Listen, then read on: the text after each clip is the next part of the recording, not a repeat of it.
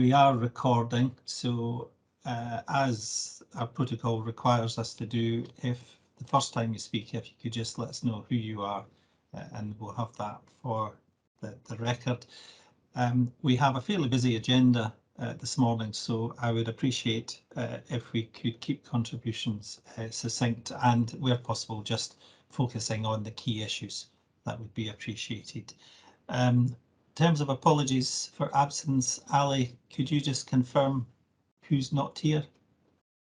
Thank you, Chair. Confirm apologies from the Chief Officer, Martin.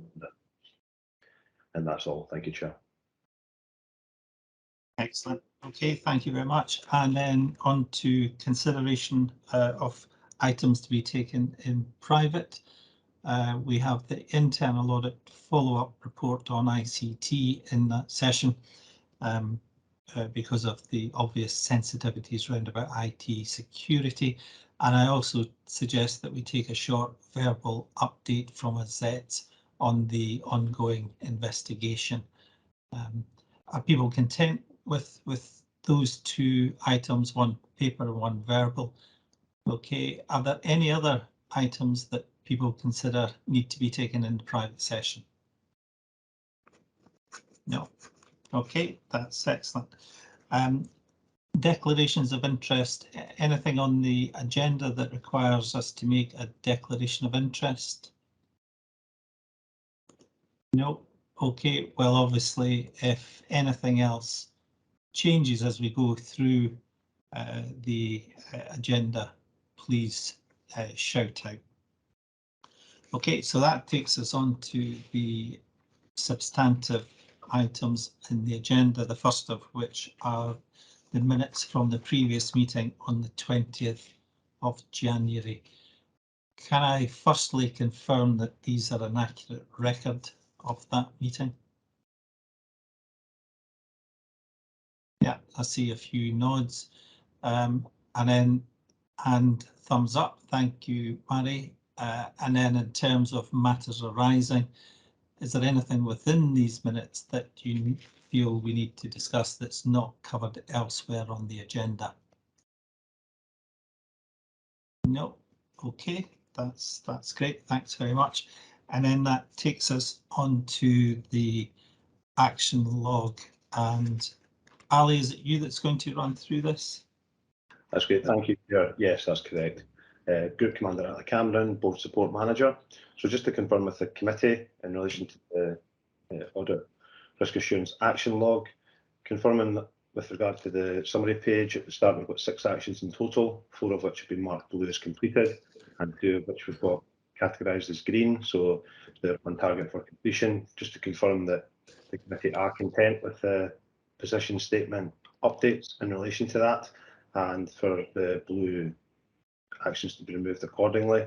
Just a point to note in relation to 7.1.6, the due date for that one was actually March 2022, but the meeting is to be diarised to discuss the approach still with HMFSI management and assets, so whether we reflect that date accordingly and change that for the purposes of the meeting and to be confirmed at the next meeting. That's all, Chair. Thank you. Okay, thanks, Ali. And just to confirm on that one, 716, because it says a brief verbal update to be provided at the next meeting. I'm assuming, just for clarity, that that can't be done because the meeting that was supposed to take place hasn't taken place. Yeah, okay. Fine. Okay, do we have any other questions or observation on the action log? No.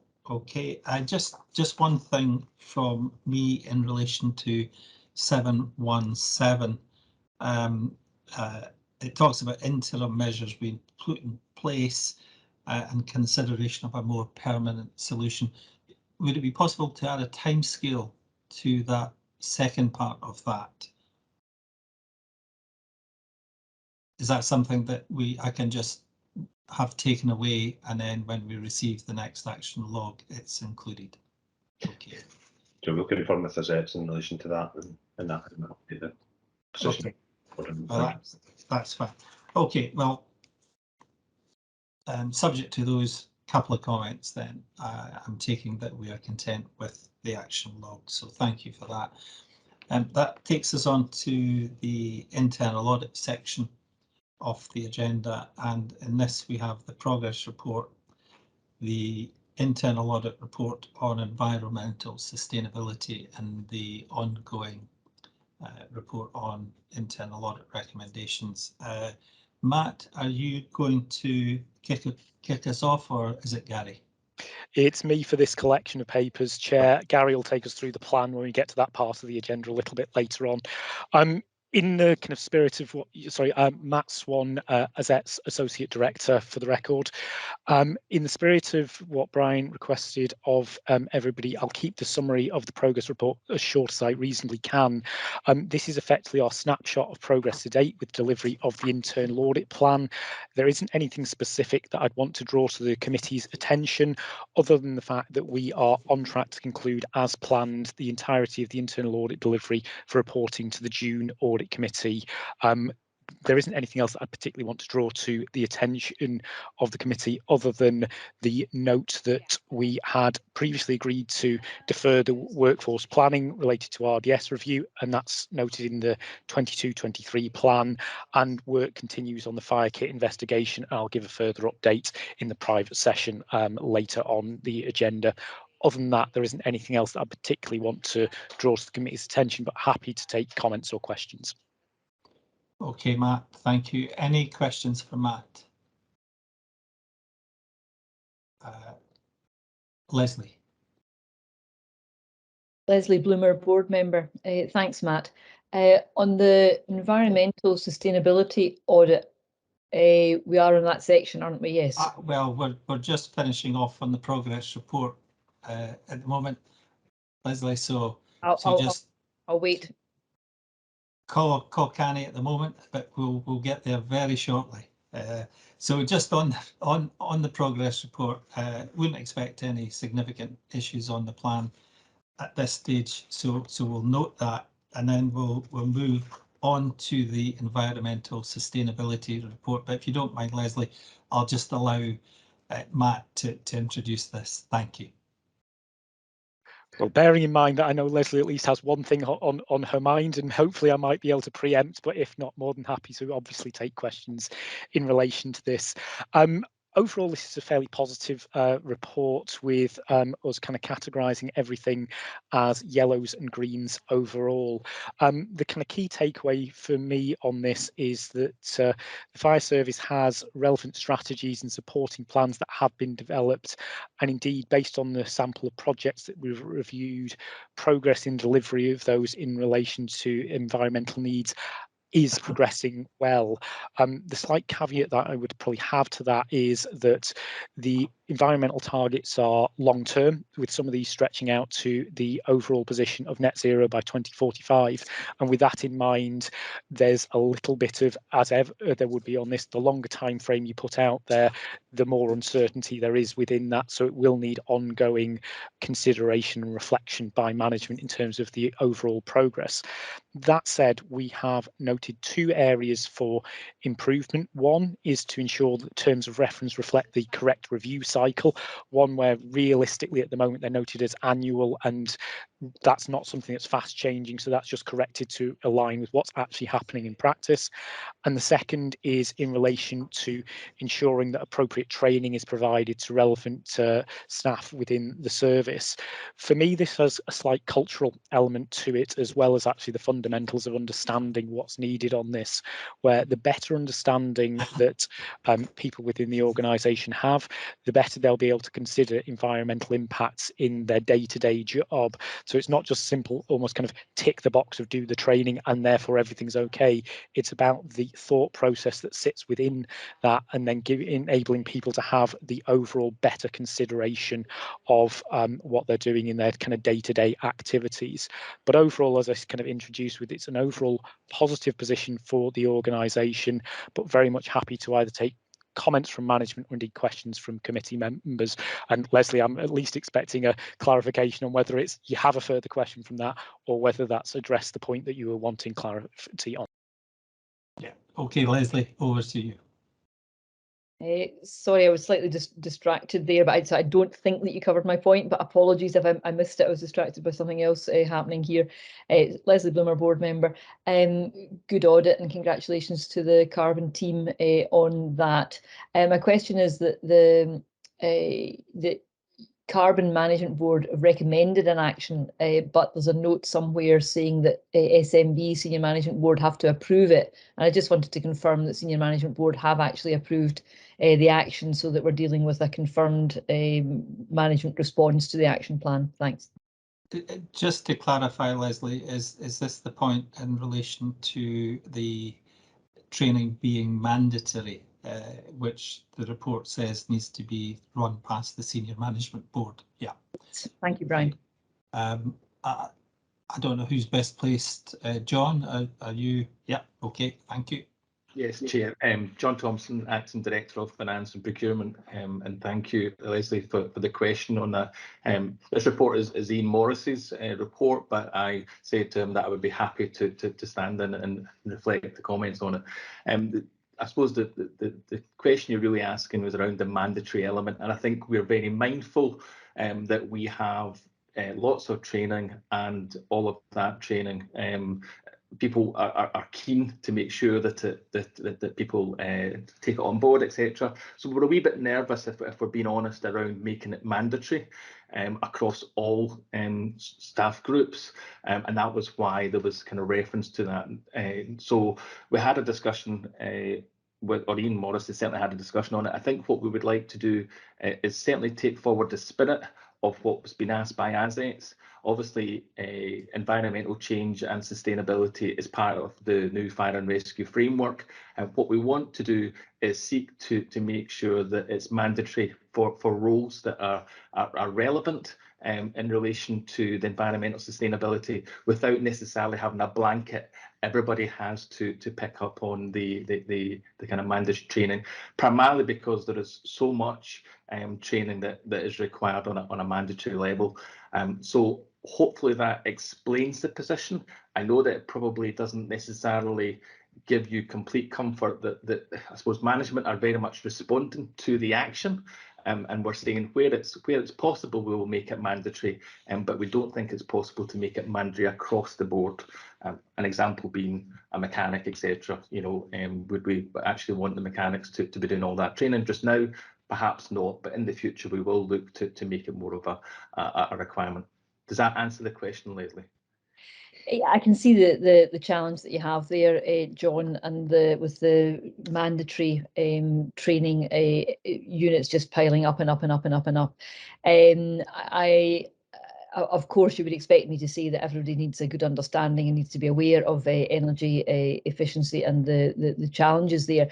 I am satisfied. Clearly, it's your decision. I think if the mandatory training is closely aligned to the roles for which it is most relevant, but it's supplemented by ongoing corporate communications, then I think that I'm happy with that. Thank you. And I think you've just touched on an important point, Leslie. If it's about getting the message over, there are different ways of doing that. So yeah, I know Tim wants to come in, but Matt, you popped your hand up. Was it on this specific point? It was, and it was just really to kind of add the perspective in response to kind of John's kind of summary there. We'd be content with that being effectively kind of tailored to be mandatory for those where it is relevant, rather than a complete across the board there. So supportive of that approach, as long as we can understand effectively the decision making on who falls into that mandatory category and those that don't. I think John's example was a reasonable illustrative one. We just would need to see that in the round when we kind of get to that position. There is the overall cultural awareness side of it as well, and if we can think of a different way of articulating and sharing that, that's probably a helpful way to meet that challenge, I would suggest as well. Okay, thanks, Matt. Now I'm going to let Tim come in because he had his hand up earlier on. So Tim, would you like to come in, please? Thank you, Chair. Tim Wright, committee and board member. I just wanted to give John some comfort that I would support him and the SMB in taking a very considered view about what falls into mandatory categories. I'm mindful of the fact that we have an enormous backlog of training requirements, and making things mandatory may not be particularly helpful in addressing that backlog. And I'm not sure that it necessarily assists when Matthew makes a very good point that this is not a tick box exercise. Mandatory training can sometimes turn into that. So I would be supportive of John's and the SMB's position to be cautious about the mandating of it. Thanks very much, Tim. I've got Gary and then John want to come back in. Gary Devlin, audit partner for Azets. Just very quickly, Chair, one of the things is a reminder on this is when we get to the audit plan, you'll see an audit plan for training that comes up later in the year. So that's one thing to keep an eye on.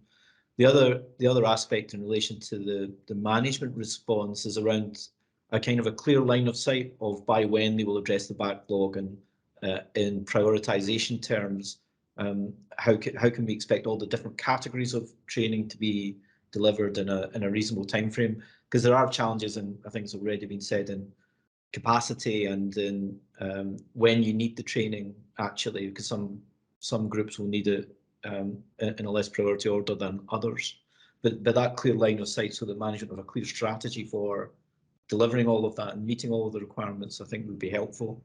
But maybe that's a flag for when we undertake the audit later in the year. Yeah, that's a good point. Okay, and John, you wanted to come back in.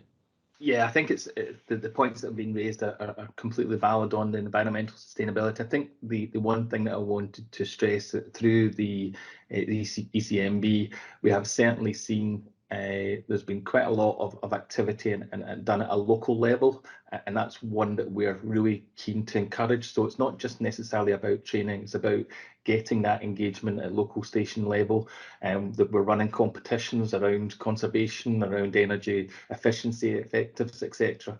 And I've been delighted to hear presentations from local stations through the ECMB explaining how they've changed behaviours, and I just think that's it in action. So try and put it aside away from the training aspect. Let's see the cultural change and the cultural behaviour coming through the organisation. So I wanted to highlight that to this board, just to this committee, just to reflect that it is actually beginning to happen and we are taking it seriously. That's very helpful, John, and I guess whatever is the appropriate time when the board perhaps is receiving a report on sustainability efforts, it would be really good to capture that grassroots effort. So thanks for that. Are there any other questions on this report? I just want to add that it's an excellent report and reflects the excellent work undertaken by people across the service. I just had one question, Matt, and it's really beyond the scope of the audit, but in a sense, the question is, are we as an organisation doing the right stuff? Because we're doing stuff, undoubtedly. Are we doing the right stuff? And by doing that stuff, are we positioning ourselves as an organisation for the even tougher challenges that are likely to come? I don't know if you have a view on that. Yeah, I'll respond, but probably not quite directly to the question, Brian. So it might be a little bit in that area rather than necessarily a direct response. From my perspective, in some respects, that's almost a kind of reflection on how well you're doing against peers in this space to some extent. And I think compared to what we see at other organisations, we're seeing that you're taking similar actions articulated in different ways and relevant to what you're doing, but ultimately moving in the right direction. And we can see that through the combination of strategies and plans which have been developed. As I kind of introduced relatively early on in my presentation of the report, this is one where it's a very long-term view on these things, and therefore it's one which it needs to be continually looked at on an ongoing basis to ensure that you're not missing out on opportunities to further enhance your environmental credentials in this area. But what I would categorise this as at the moment is you've taken the appropriate steps that we would expect you to take so far, but it's not to be overly sitting on your laurels on this one. It's one which will need the continued focus, particularly due to the very nature of the estate which you have, that there's parts of it which are aging and there's parts of it that will need further care and attention to maximise the long-term benefits of that one. So I would say cautiously optimistic, but very much with the guarding against complacency. But that's not intended as any criticism, that's intended more as a factual perspective on where you are as an organisation. That's helpful, Matt. It's just useful to get a sense of context, you know, and so that's been very useful. So on that basis, we've scrutinised the report and are very content with its findings and the management response. So thank you for that. That takes us on to the progress report on internal audit recommendations. Matt, back over to you. Thank you. Particularly given the length of this report, I won't go line by line by any stretch of the imagination, but I would draw you to the cover page at the start of Appendix 1, which kind of draws out the kind of main reflections that we have at this time. This is our usual follow-up report, which management prepare in the first instance and then provide to us to scrutinise and give our thoughts and agreement on where actions have been enclosed. The key difference in our presentation of this report is effectively that front cover page that kind of articulate things as that kind of overall perspective on things, rather than being almost the blow by blow, which is the approach that we'd taken previously. For me, on this one, the kind of key reflection is that I think there's still some further work to do to close off the recommendations, which is indicated by the length and number that we have operating here.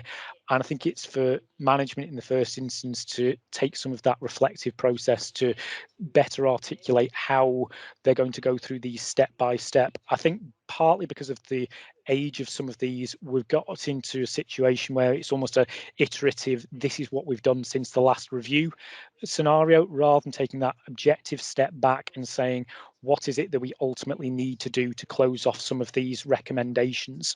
Where we're able to provide that kind of link to what we think is necessary just to take that closing off action, we've added that in terms of our specific comments against each of the recommendations throughout the report. Again, I won't particularly go through that blow by blow, but the key things for me on this one, it's looking at making sure that it's for the ones that have been revised multiple times, that's for management to take that first action of considering, is it continuing to be relevant, and if not, what is the alternative?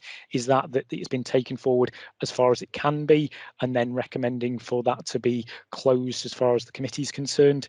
Is that making sure that the progress updates are laying out the remaining specific actions that management intend to take to close that off, and that better helps us evaluate all of that process.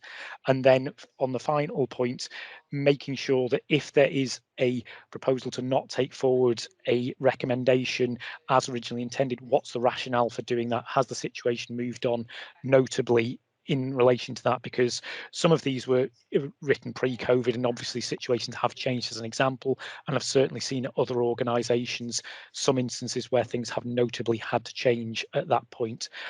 There isn't anything specific that I would want to draw to the committee's attention, but very much would welcome comments from management, indeed questions for committee, and I can already see one or two hands going up, Chair, so I'll pass back over to you to kind of collate the kind of discussion from here on. Yeah, thanks, Matt, and thanks for drawing our attention to that summary at the beginning of your report. And indeed, I mean, you make recommendations in that summary. So, John, I wonder if it would be helpful just to get your reaction specifically to the observations and recommendations that Matt is referring to. Yes, Chair, thanks for that. I think Matt is broadly correct, and this is a position that both myself and ASETS have had some discussion on. We know that we need to be more focused to close off these actions, and actually quite a number of the areas we are very close to closing those actions off. And it's about providing evidence or collating the evidence to get that final tick off to say yes, we've looked at that. I think we've also reflected on some of those internal control aspects to say, well, what do we need to do to make sure that we understand that risk, and how can we make sure we put the an interim action in place so we understand that? And again, we're close to then saying, well, we'll make a decision. In fact, in some areas we've already made that decision. We just need to provide that information back to assets. So I think we have been reflective to say, assets, you're correct. There is a number of things that we just need to push and get over the line, and make sure that we have a full position on it. And you should see in the next report much greater closure rate on those actions. As I've said already, Chair, there's a number of them that are just on the cusp. We're pushing really hard to get them all complete before the end of this financial year. I could argue we've got until tomorrow, but I'm not going to be as optimistic as that. I know that when I've talked to Lynn, particularly around some of the ones on the finance side of things, we are so close to getting those over the line, and it is about providing that evidence to assets. But it has been a very useful challenge back to us as well to say, how are we going to make sure that we close these off and get that focus to make sure that we close them? So that's the overall management perspective, and I think it's to be welcomed that we're challenged on that basis. Thanks, John. Thanks. Tim, you want to come in, or Lynn, do you want to jump in at this moment, Lynn? It was really just in support of what John was saying there. John and I have spent a fair bit of time reflecting on the guidance from assets, and we are very much on the cusp with, I think there's about 5 in there that we think we could just close off. I will be optimistic and say by tomorrow for financial year end, but it is just a matter of providing that information to assets, and I think we could come to a point of closure. So it's really just to kind of mirror what John's saying in support of that. Okay, Lynn, thanks very much. And I'm sure we'll capture that optimism in the minutes, so there's nowhere for you to hide at the next meeting. So thanks for that. Tim. Yes, thank you, Chair. Extraordinary how deadlines focus attention, isn't it? I read this with some interest, and I was very struck by a sentence on page 42 of the pack, which is the second paragraph of Appendix A, where it says several recommendations have expanded upon the extent of.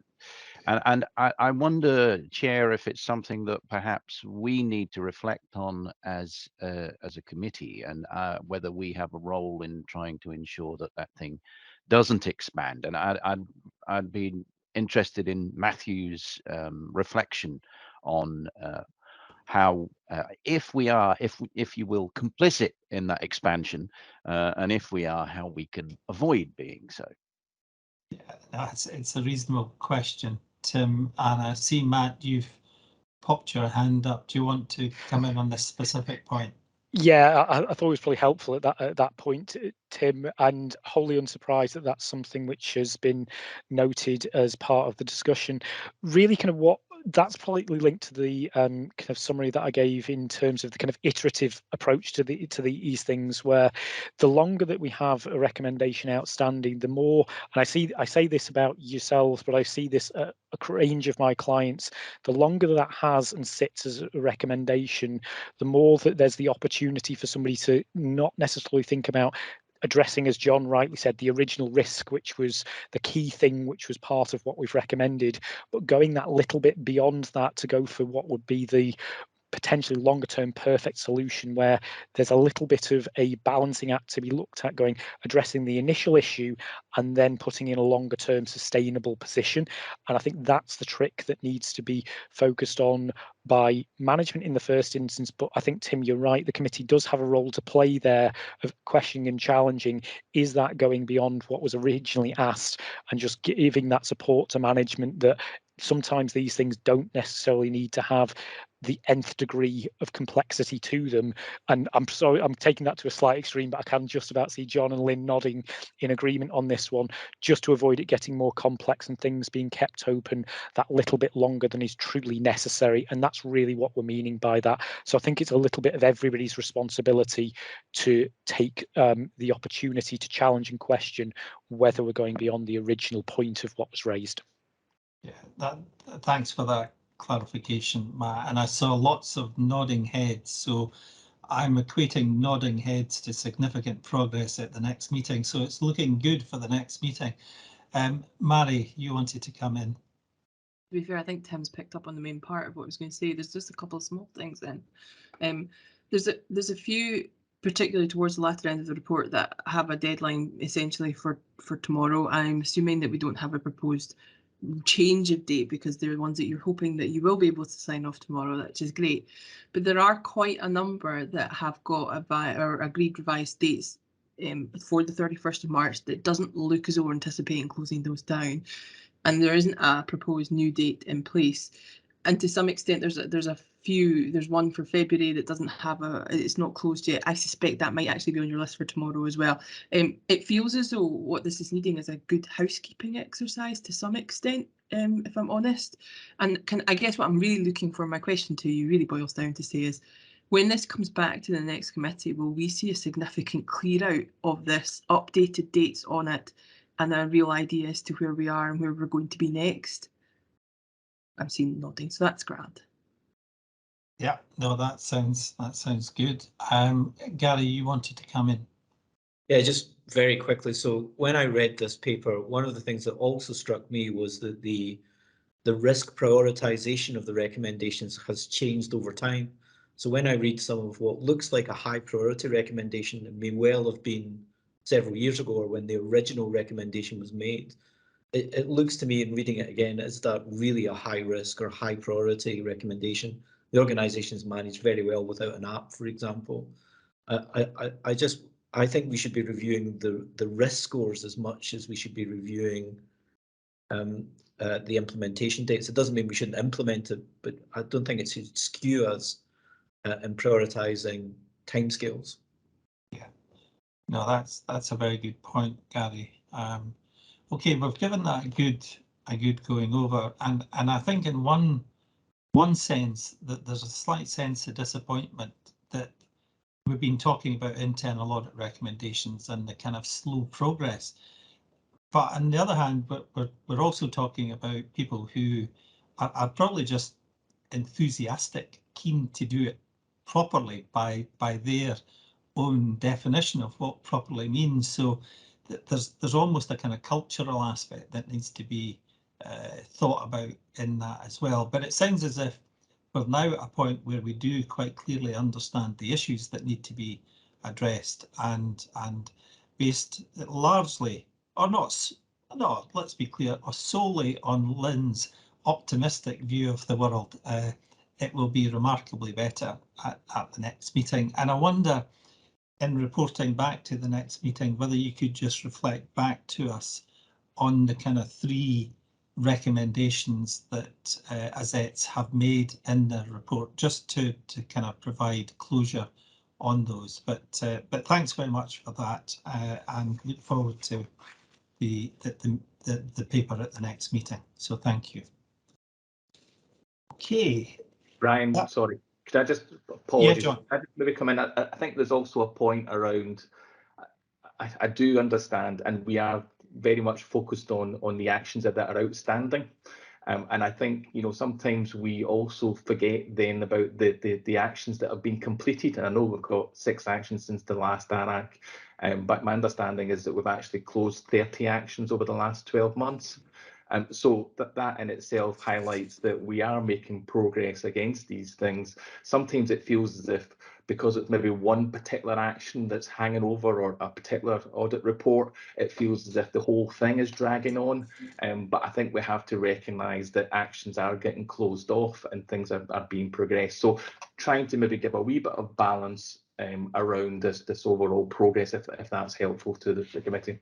No, that's very helpful, John, and it's often the nature of audit reports that we tend to focus on the negative, or as you say, on that one niggling last recommendation, which segues neatly into your paper, Mark, on the Audit Scotland report, which It I does. think may have one niggling outstanding recommendation.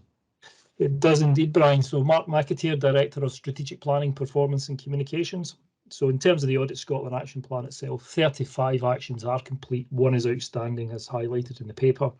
So you board members are aware we've written to the union with our full and final offer with respect to the harmonisation of terms and conditions. We have yet to receive their final position on that.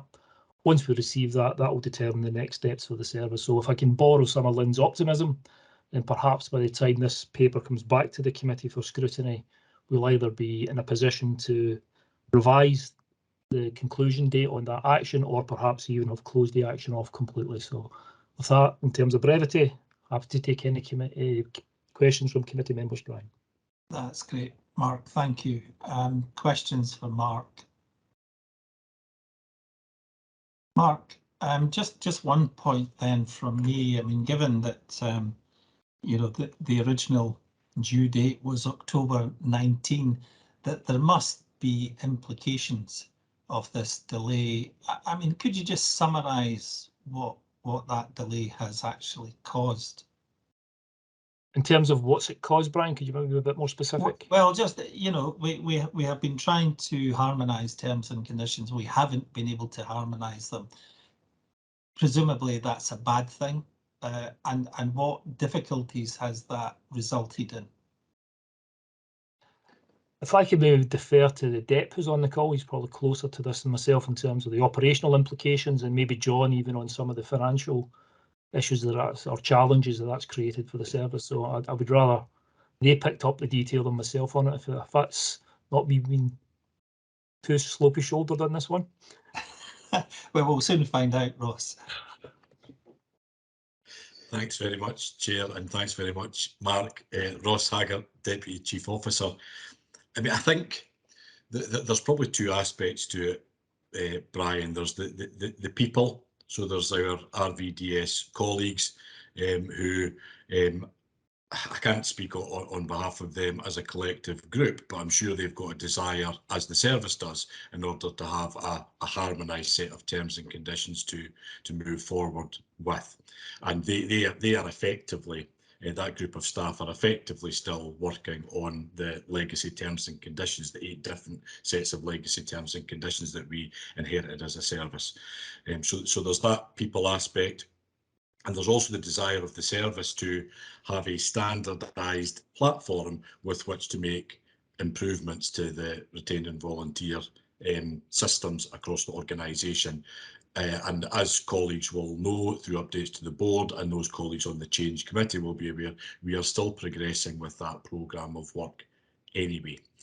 It's probably difficult to quantify the exact impact of not having a harmonised set of terms and conditions on that work, but we are still committed to making improvements to the retained and volunteer duty systems across the organisation. We've now got 3 projects in place under that programme of work, and we continue to progress with that anyway. So that's probably the 2 main areas that are impacted at the moment. Thanks, Chair. That's really helpful, Ross. Thank you. I think it's been such a long-standing item. I thought it was maybe helpful just to remind ourselves of some of the basic principles here. Okay, well, we wish you luck with that, Mark, and perhaps next meeting will be the meeting. So thanks very much for that. We then move on to the Deloitte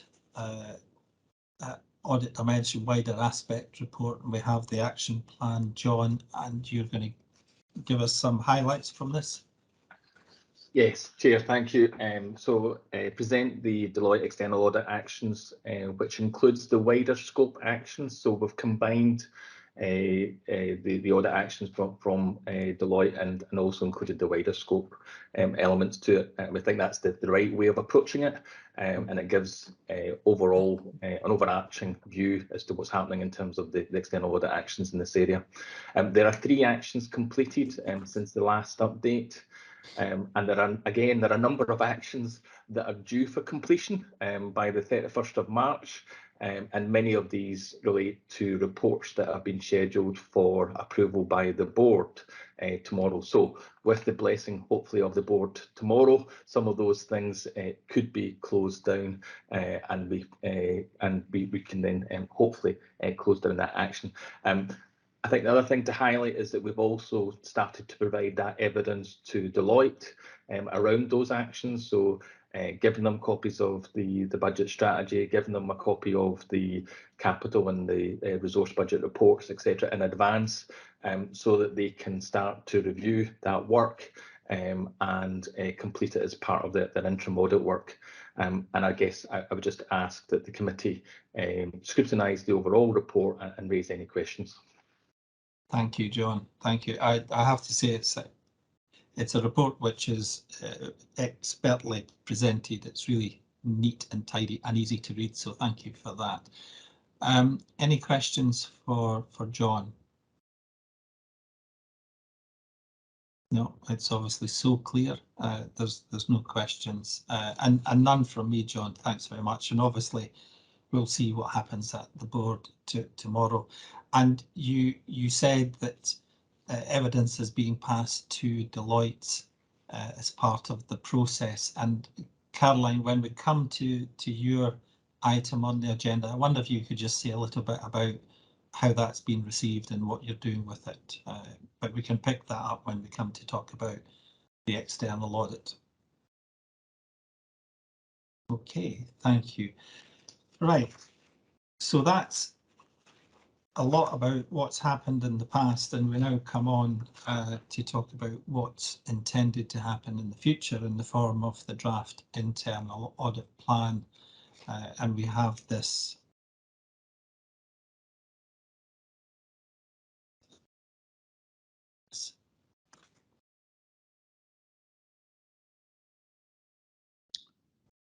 Brian, you went quiet there, so. Oh, sorry, I was just going to say we're on to the internal audit plan. So it's over to you, Gary. Thank you, Chair.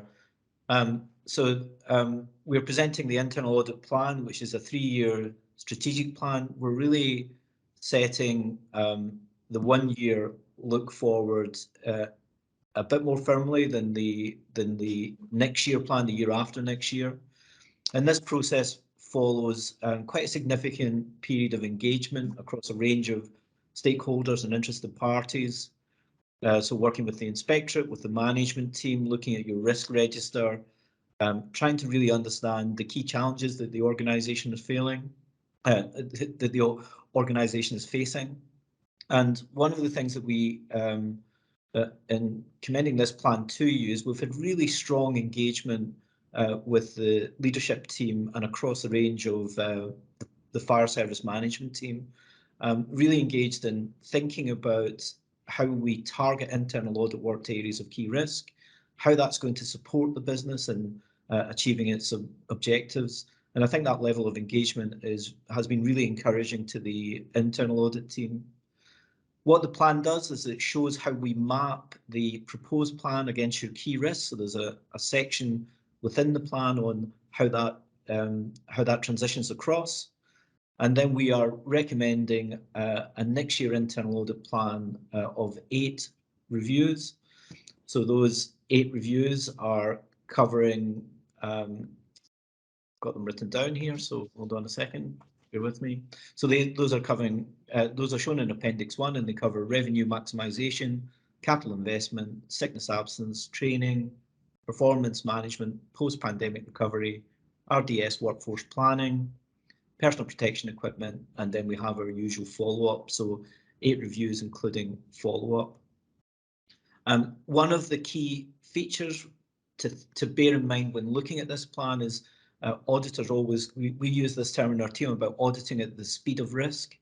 We know that risk changes and risk profile changes, particularly in the current environment. So if anything needs to change in the plan, then we would be responsive and reactive to that.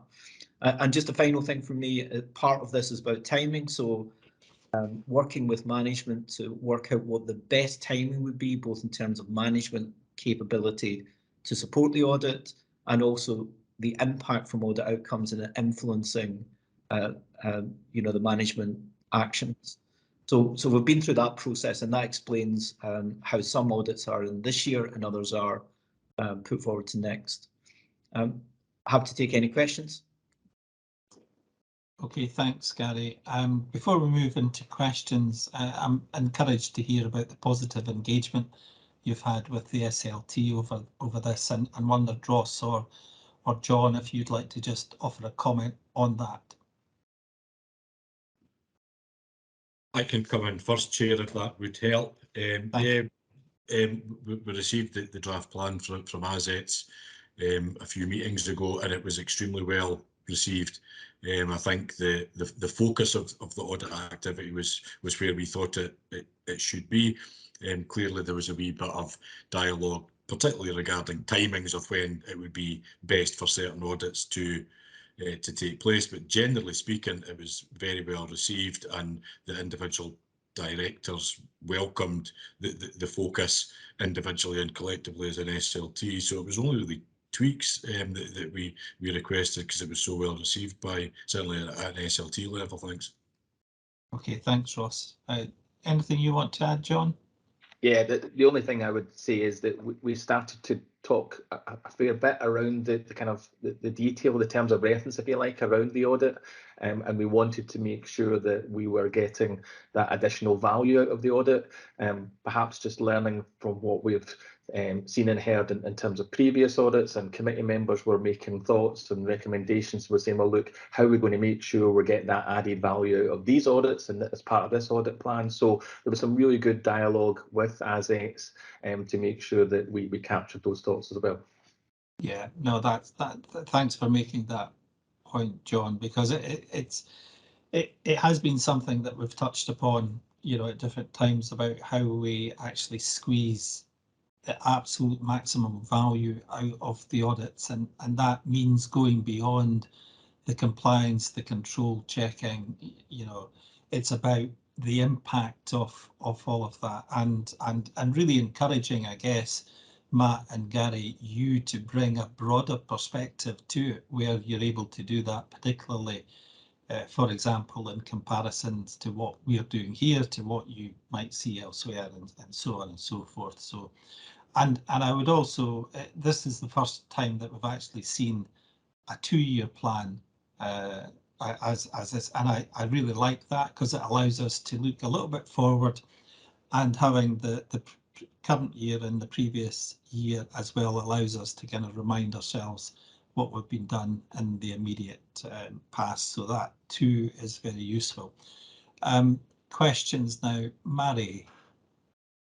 Yeah, I'm sorry if I've missed this, but it was just a wee bit of guidance around what half of the year are we anticipating the RDS audit to take place, given it's been pushed over from the previous year. I think that's 22-23, but I'll allow Matt to confirm. Yeah. Yes, that's 22-23. But I think, Mary, your specific question is what Yes. part of 22-23 Yes. rather than which of the 2 years. We haven't pinned that down completely with management as yet, but the way that we've previously looked at agreeing the timeline is we take the plan to RAC for consideration at this point, and then for the next meeting we would outline the running order effectively of the plan for you to consider at that stage. So we're still in those discussions with management, so I don't have a definitive answer for you now, but we'll have for the next committee meeting. Okay, thank you.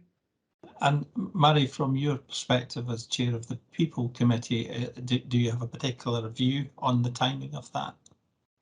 I actually would be interested to see what Ross's view on that would be, because my knee-jerk reaction is to say sooner the better, but in actual fact, if there's work to some extent already ongoing, and an audit coming in on top of that can be less helpful, both in terms of what it then produces becomes a little bit more dated quite rapidly. But I mean, my own, for assurance reasons, it would be useful to see it sooner, but not at the expense of the operational work, maybe ongoing to sort those issues out. Does that make any sense, Ross?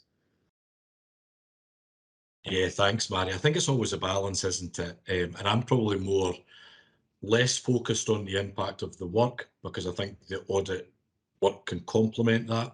I think we're at a fairly early stage with the 3 projects that I mentioned earlier, that are looking to make improvements that are VDS, fairly early stage in terms of the dossiers having recently come through change committee and stuff like that. And I think it's always a balance, isn't it, between an early audit to be able to inform the work, but then being able to allow that work to progress. My gut feeling would probably be towards the end of the year, simply to allow some of that work to progress. And probably get a richer finding, but I also understand that if it's earlier than that, then it can inform the work going forward. So I think that there's pros and cons for either approach, but my gut feeling would be pushing out towards the end of the year would be of best value. Okay, can I just also clarify, it is RDS and not the V part of that that's being considered, as in what is the exact scope of that? Okay. Who would like to answer that very good question? Mari, we are still working with management on the exact scope of that, but the initial intention is that it would be the RDS element. That's the initial intention of that. But we're in the hands of management to say, well, what's going to add the most value in supporting management deliver their objectives here. Are you content with that, Mari? Okay, thank you. Tim. Thank you, Brian.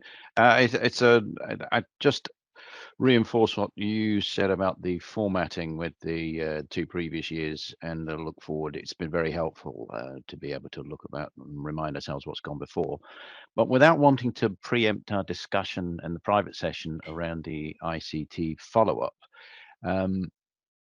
Without wanting to say what I'm going to say in the private session, I guess I think there's a need for a follow-up to the follow-up, quite frankly. There is obviously nothing provided for in the plan. And I would be concerned if we are simply going to move on from that follow-up without further assurance coming that the recommended actions are carried through to completion.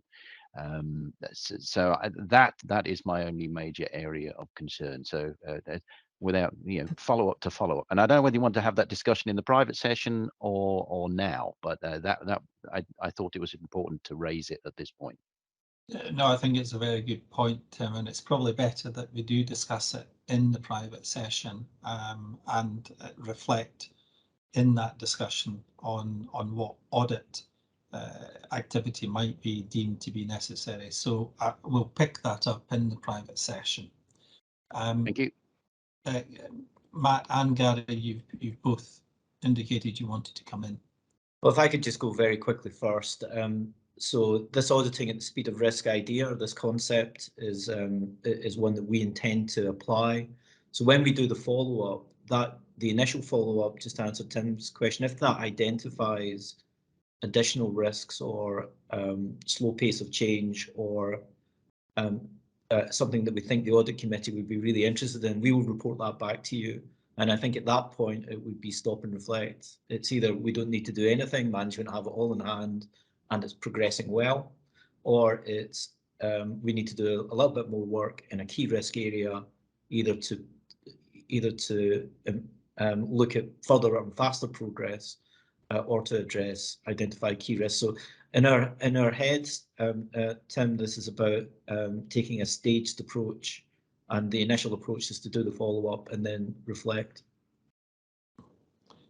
Okay, thanks, Gary. Has that picked up your point, Matt, or do you want to come in? I'll maybe just expand on a couple of small bits, but without getting into the detail of it, which I think is right to discuss in the private session. To say that we wouldn't consider this as at all probably isn't quite right, because it would kind of fall into part of our more wider follow-up considerations. But the other bit to just kind of draw to committee's attention as well is we do have a small number of contingency days. So if a more focused review in that area was noted as being required, that could be one of the areas where we would look to repurpose that, subject to the discussion later in the private session. But that was just all I wanted to add to what Gary had already raised.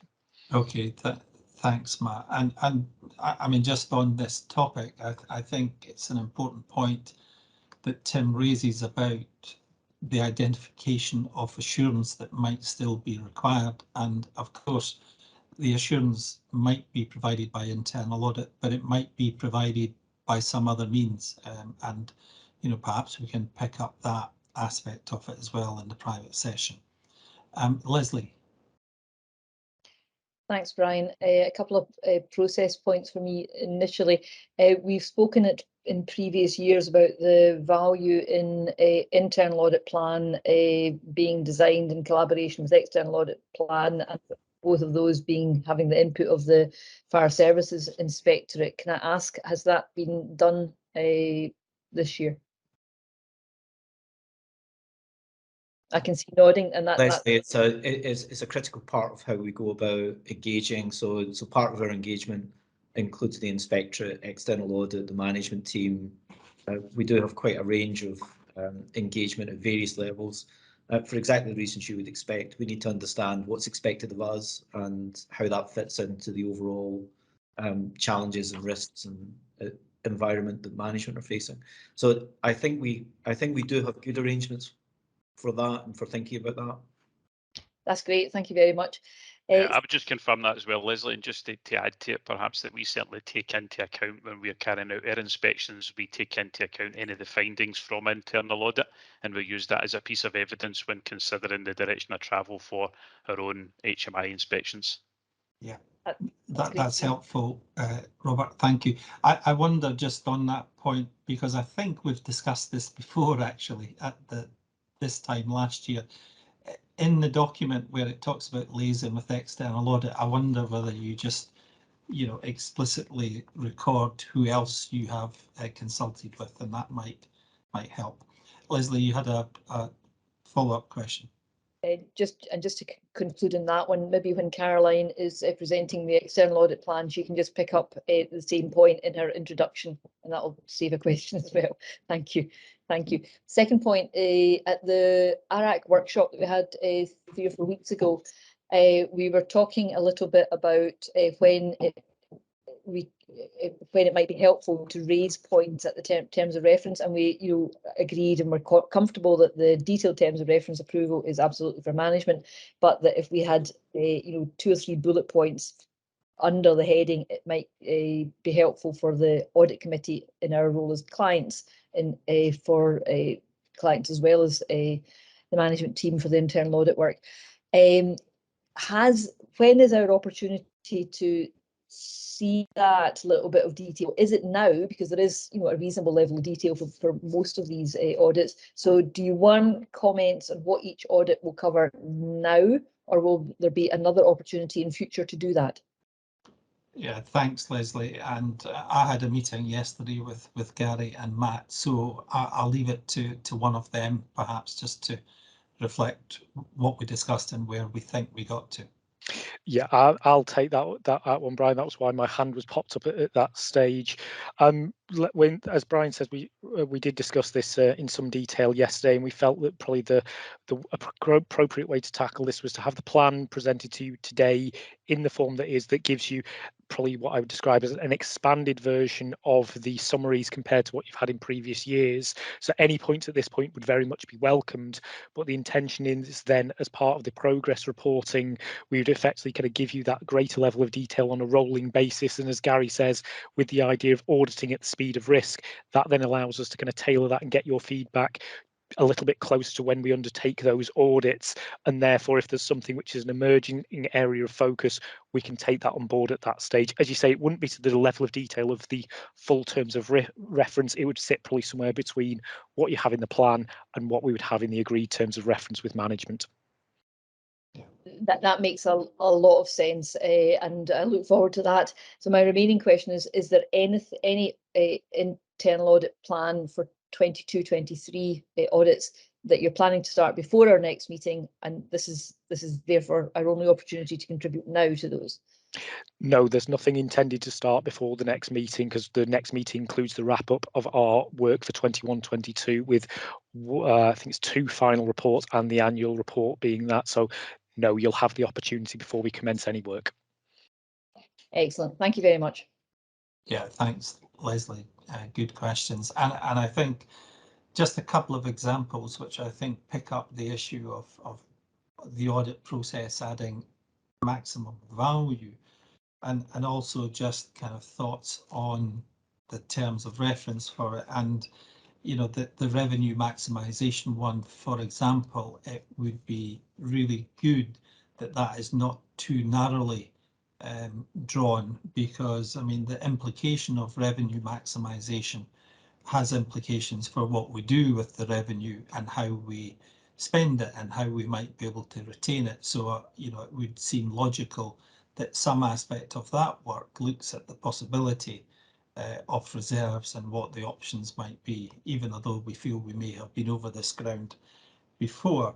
And just for by way of other example, on the capital investment strategy, important to set that in the context of the strategic direction of the organisation, and get a perspective and an objective view on whether we are truly aligned in how we're applying that investment. Leslie, your hand is up. Is that just from before? And Matt, yours is also up. Sorry. No, that's fine. I just really had one substantive point. Oh, Gary, do you want to come in? Just very briefly, Chair, and one of the things maybe for the next meeting, I'm really thinking about the efficiency and impacts adding value point that you raise. We would like to incorporate more data analytics into our work wherever we can, where we're doing data-rich audits, or the audit area is data-rich, and we can add some value by doing that. And we're also looking, Matt and I have been discussing not only about how we give assurance, necessary assurance in the control environment, which is fundamental, but also how we can bring out more efficiency improvement areas, and also use data analytics to support this impact of internal audit. So it's one of the things you should look out for in the year ahead. I think we'll signal to you which audits we think lend themselves more to that, and how we plan to incorporate that into our scopes and objectives. It's one of the things we've been discussing with management, and Matt and I have been thinking about for the current scopes of work that are in the plan. Oh, that's great, Gary. Thank you for that. And Mary. It was just in relation to that point, would the intention be to use the data in its raw form and for you to analyse it, or to analyse our analysis? Does that make any sense, Gary? Well, it's a kind of a mix, really. So sometimes, so the data analysts we have can cut across your existing software reporting mechanism. So often you get management dashboards of data, and it's cut in a certain way. We have the capability of cutting across that and looking for patterns in data and trends and benchmarking. And we can do that probably at a scale that your own systems would either find resource intensive to do in a way that we wouldn't, and in a way that hopefully adds new information and new insight compared to what you're capable of doing at the minute. We've seen this in some other audits where we've been looking at estates management, plan maintenance, or we've been looking, I think with you, we did one in terms of travel and subsistence. We're able to bring lots of new data that enables greater insight into the area under audit. It does need the area to be data rich, and it does involve data capture, and we have to engage with management about the best way to do that in the way that's going to add the most value. But it does mean, in the audits where we've done this, it has led to greater impact on audit outcomes. Can I just come back on that one, Brian? Sorry. Yeah, of course. It's a question of, would we be able to get some opinion through that process about how well we use data, how well we analyse it, but how well we then use the analysis to inform business planning and future planning?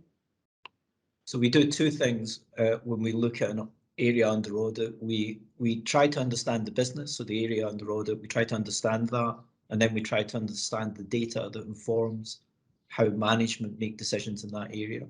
So we would be reporting, but for the area under audits, we can't go beyond the scope and make generalizations. For auditors, that's a really difficult area. We're always evidence-based. But in the area where we're reviewing, if we feel confident enough that we've identified an improvement or efficiency opportunity, of course we would talk to management about that. It would be remiss of us not to. Yeah, no, thanks for those questions and your comments, Gary, because I mean we've heard about the benefits of data analytics, and we've seen some of them, and it would be good to understand how we can actually maximise that. So understanding how in audits that are planned, it's intended to use it, and then seeing the output of that, I think would be welcomed. John, you wanted to come in.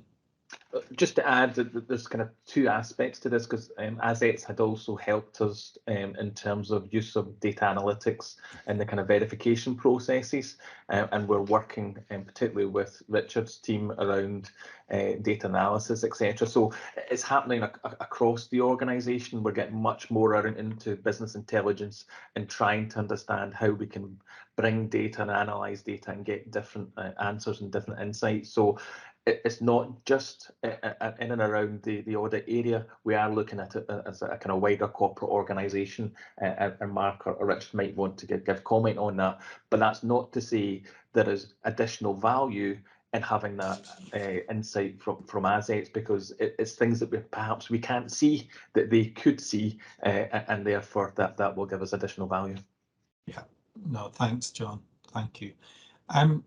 Just one specific comment from me on the plan, and that is in relation to the budgetary control and the proposal that appears in 23-24, and I just wondered whether there had been thought of having this review.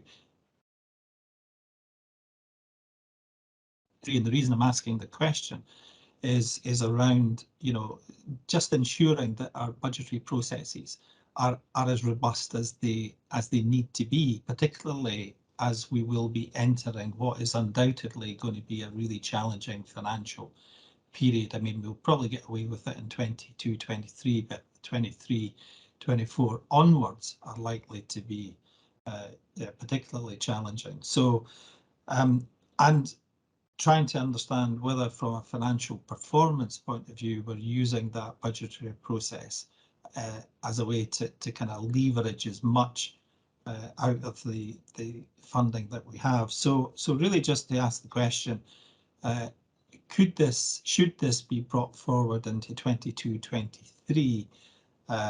So I'll just open it up, and Ross or John, whoever feels best placed, please kick in. So if I could come in, Chair, we actually did have a really good discussion with Assets on this, and you'll know that there was a number of actions specifically targeted through the Deloitte wider scope audit. So we felt that it was appropriate for us to make sure we started to focus on those particular actions, and then almost have that follow-up with the internal audit side, saying, look, is there anything else that we need to do to make sure that we've got the controls in place? So it was very much cited on give management the opportunity and the chance to focus on the wider scope stuff, but then let's make sure that we are mindful that it's not going away, and therefore that's why it was put into the 23-24 audit. Yeah, I thought you might say that, John. But no, that's logical. That is logical. I would suggest, therefore, that in the 23-24 plan, that maybe an earlier review of this in that year might be appropriate. But obviously, you could choose to put it into Q1 in 23-24, Chair. That could be easily done. Yeah. Okay. Okay, thanks very much. That's been a good discussion. I mean, we are asked to, I think we're actually asked to approve it, but we're not approving the plan. We will, if we accept the plan, recommend it for approval to the board. So can I just confirm whether the committee's happy to do that? Yeah, lots of nods. Okay, that's great. And thanks, Gary and Matt, for making that very easy. So thank you. Just want to move on now to external audit. And Caroline, are you going to talk to us about your plan for 21-22? Yes, I will be. So Caroline Jameson, Senior Manager, External Audit. So the committee has here our sort of external audit plan for the 21-22 financial year. I was planning on sort of taking the reports read and just picking out a few key areas, and I'll touch on the comments that I've been asked to pick up from earlier in the meeting at the end, just to wrap it all up that way. So I don't have precise page numbers of the pack because we've been sent the papers in 3 parts, so I'll use the referencing of our page numbers if that's all right. Yeah, sure. So page 9 of our report sets out our approach to materiality. So at this moment in time, we've estimated this to be 8.69 million, but we will update this on receipt of the final financial statements because this will be impacted by such things as depreciation and your pension numbers. And so that's in line with previous years. And we'll also report to you any errors that we identify above £250,000, but all errors that we identify below that threshold will be reported to John and his team. And if there's anything below that threshold that we deem is important that you should know, we will also bring that to your attention as well. So that could be things like errors within cash numbers, for example. And then pages 11 through 13 set out our significant risks, which should hopefully be familiar to the committee because they are the same as in previous years. So we are required to have a presumed fraud risk within management override controls under auditing standards. We don't have anything to say that management are overriding controls, but we are required to test those. So our work on this area primarily focuses on review of journals and looking at the key estimates and judgments that management undertake. And so the other risk that we've identified is operating within the expenditure resource limit, and that primarily focuses on confirming sort of the resource limits that have been given to the service. And we also really test that through looking at accruals and then application of cut-off around the year-end date, and that's primarily through the creditors balance rather than through your actual expenditure in the year. We've also included some information around the pensions as an area of focus, just given that it is a very significant number and the committee have sort of seen errors coming through over the last couple of years. There's also enhanced judgment in the current year because of the current macroeconomic situation sort of surrounding Ukraine and Russia and the valuation of any assets that the pension funds might hold that are with investments in Ukraine and Russia, which we have flagged up to the service, and we are aware that they are discussing this with all of the LGPSs that they are part of, because there's a tendency previously for valuations to be done during February and a bit of a roll forward approach taken. So authorities are given the choice whether they want a valuation at February or whether they want it at March. And so we're pushing all of our clients to get a March valuation date, given that ever-changing situation.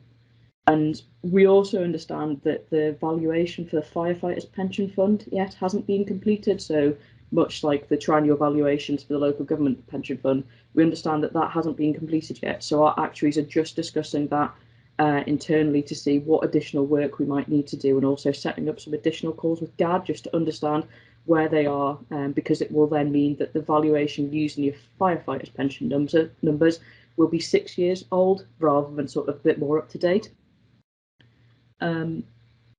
Pages 21 through 23 set out our wider scope requirements, and quickly you'll remember that we did a far more detailed approach last year. In the current year, what we're planning on doing is primarily doing a follow-up of the prior year actions. So we won't be preparing a separate report that will come to an earlier committee. The plan is to bring that as part of our ISA 260 document that will come to the ARAC in October. Whilst I'm talking about the wider scopes of just picking up John's point earlier, yes, we have started to receive some stuff through, but the work that we're doing in terms of that is scheduled for next week, so I can't really give the committee any information as to what we've looked at just yet, but we have started to see follow-up information and have been using the reports that John has been presenting to this committee to inform sort of progress and any additional questions that we need to see. And the only other area that I really wanted to pick out, because the rest of it is sort of there for information, it's sort of technical updates, etc., was just that we've agreed fees with management in the current year, which are in line with the scale fee set by Audit Scotland, but that we did agree some additional fees for the 2021 audit, just for the additional work that we had to do, primarily around sort of the inventory valuation and additional work around the disclosures within the accounts. Okay, thanks, Caroline. Leslie, did Caroline pick up the point that you wanted? I think I need to come on to the internal audit point in terms of, I've got that written down for afterwards. So just on the internal audit piece, so our work is very naturally different to internal audit and focuses on very different elements.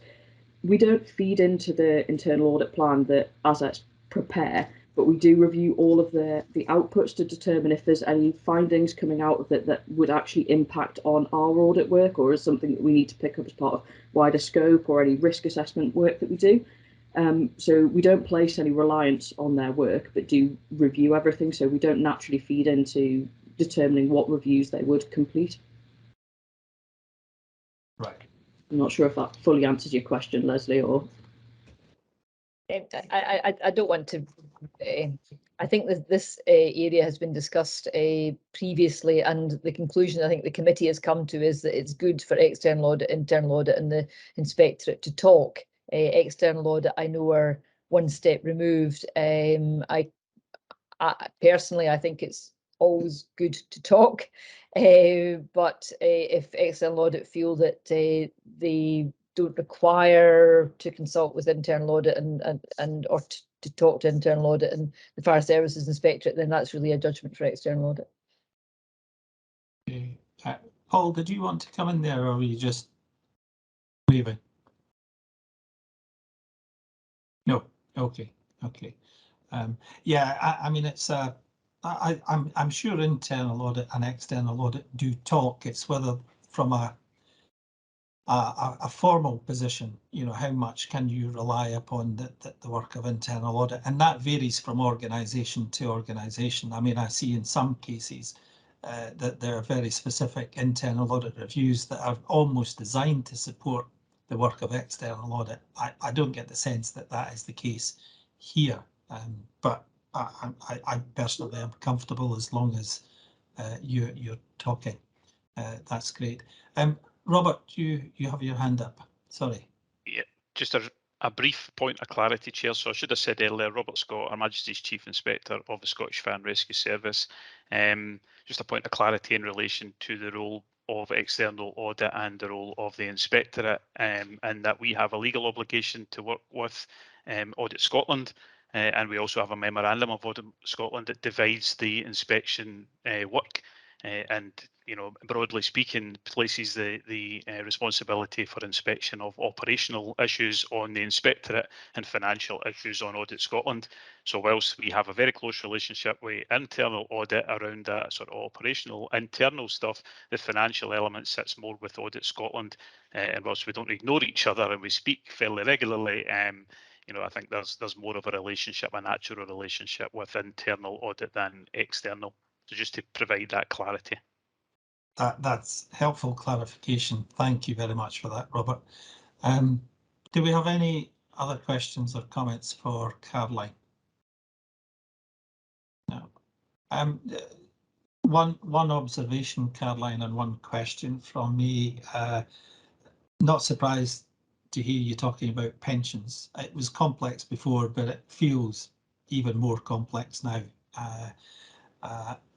And further compounded by the possibility that some of the investments could be wrapped up in bits of the world that we would probably rather they weren't. So no doubt we will see how that unfolds. My question was on the wider scope, and can we expect something as detailed as last year, or is it going to be a much lighter touch? So the plan for the current year is a much lighter touch in terms of just follow up on previous recommendations, because this is our last year of involvement with the service ahead of the new appointment. So it's more just trying to follow up on what we've done previously. Right. Okay, that's helpful to understand that. So on that basis, then, Caroline's given us an overview of the external audit plan. Are we content to agree this? Yeah. Yeah. Okay, that's great. Thank you very much. It's 11:24. Would people appreciate a 5-minute comfort break? Yes. Yeah. Okay. Okay. Well, let's come back. Let's call it 6 minutes. Hey ho.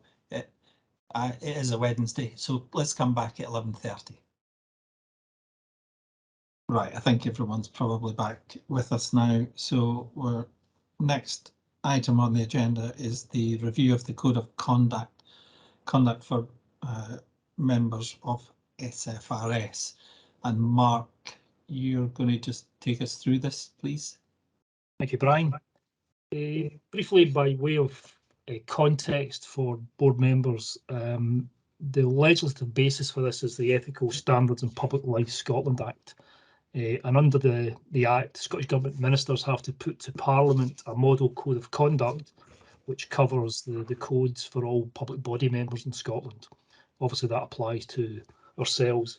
Our first code was published back in 2013 and then revised in August 2018 as a service following a revision of the model code by Scottish Government itself, so sorry, by Parliament in December 13. During 2020, Scottish Government announced they wished to revise the model code, as it's called, which underpins our codes, local authority councillor codes, and indeed the code for Scottish Government ministers themselves.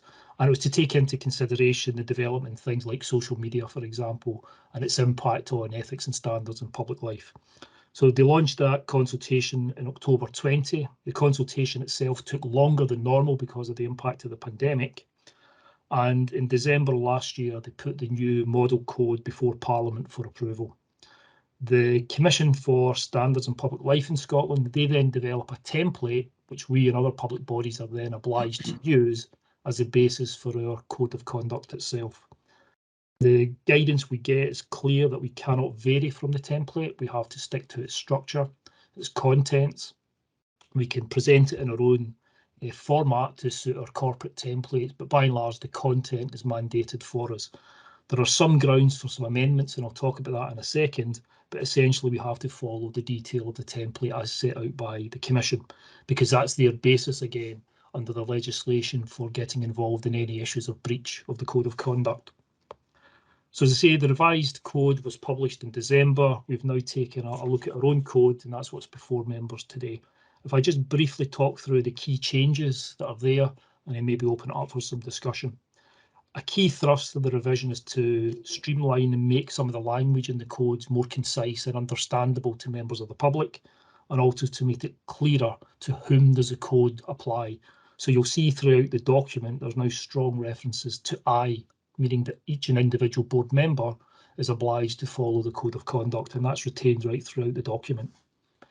In terms of some of the general conduct sections, we've added, again, as per the Commission guidance, extra emphasis around some of the terms that are appropriate to sit within the Code of Conduct, including issues such as bullying, harassment, use of social media, gifts and hospitality, and I'll come back to that one in particular in a second. So we've added all the additional guidance that's come from the Commission, and there's a glossary involved now in the code as well that sets out precisely what do we mean by each of those terms to make it clear to members and also to the public. In terms of registration of interest, 2 new categories have been added by the Commission. One is in relation to election expenses for members who are elected to a public body. Now, clearly that does not apply to ourselves, but we still have to include it in the code.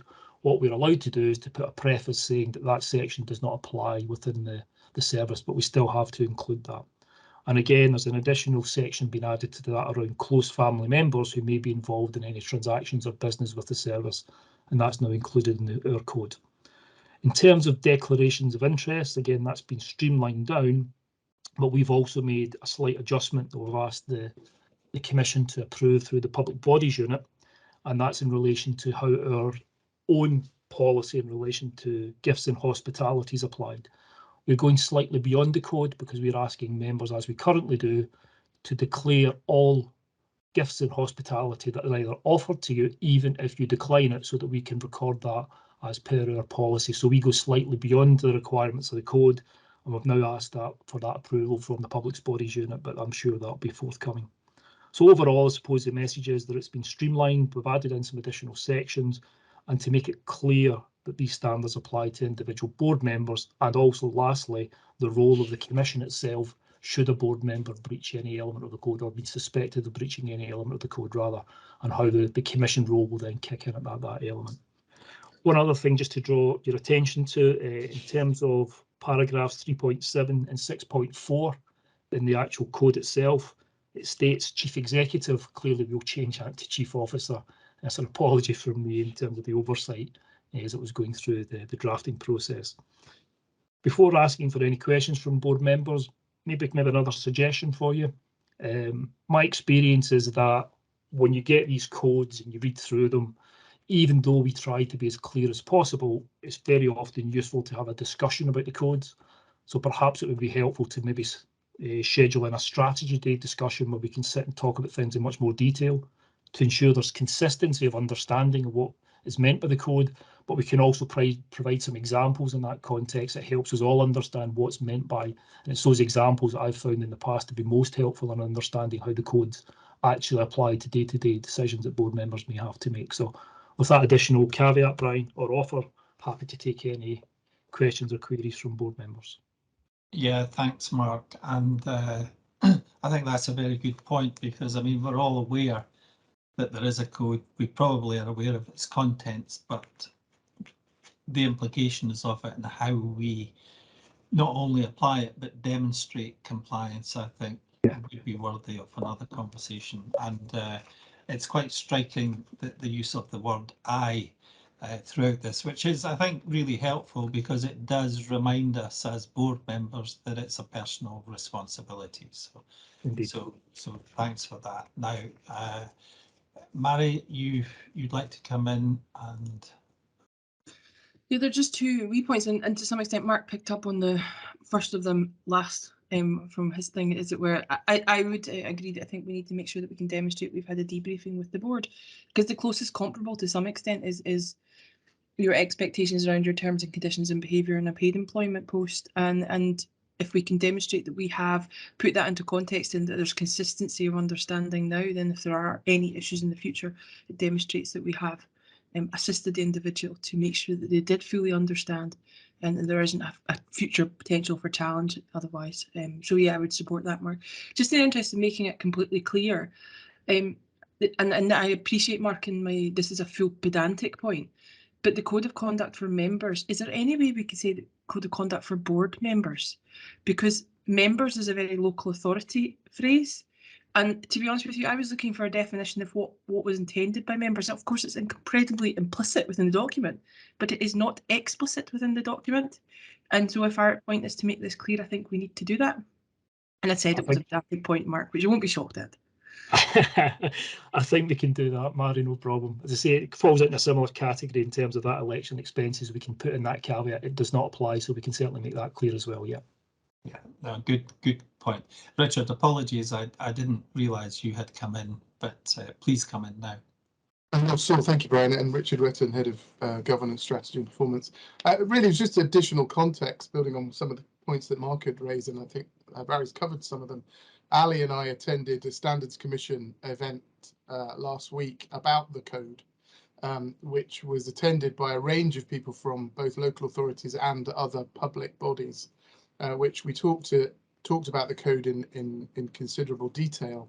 And interestingly, that point about the difference between elected members and boards came across very strongly in the discussions with other colleagues, and also, I suppose, the application of the code very different, even with the new changes in terms of the I piece, which has been drawn out there, in terms of our experience, in terms of those managing members and councils through the code, and the experience of those in public bodies.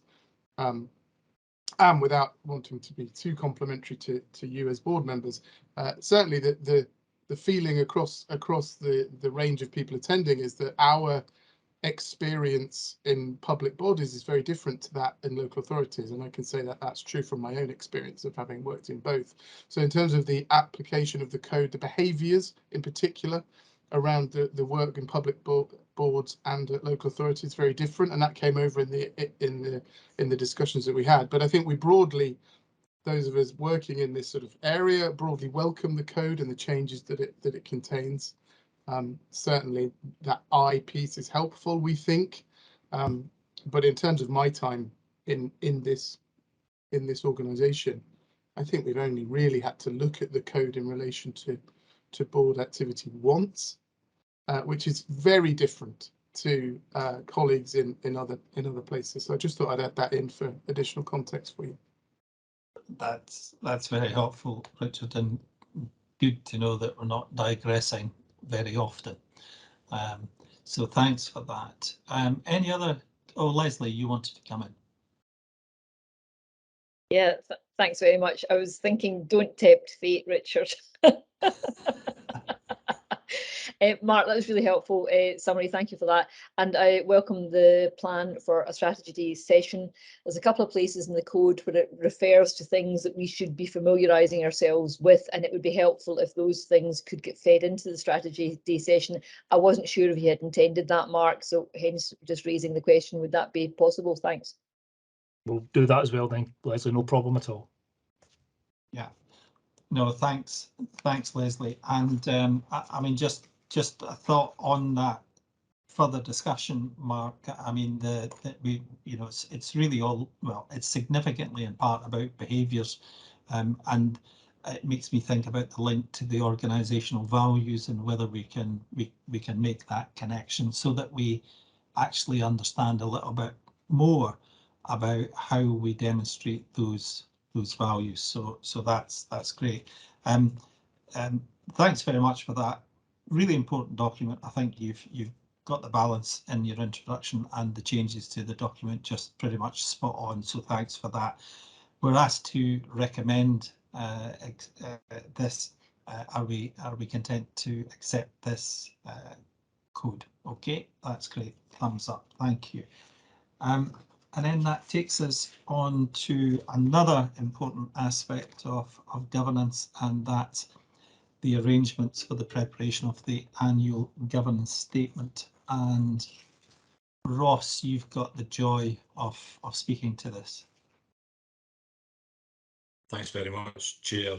I'll keep this very brief and extremely, as you've articulated yourself, an extremely important part of our governance arrangements, but a very short information paper just in terms of the preparations that are being made for the process for the year ending in a day's time.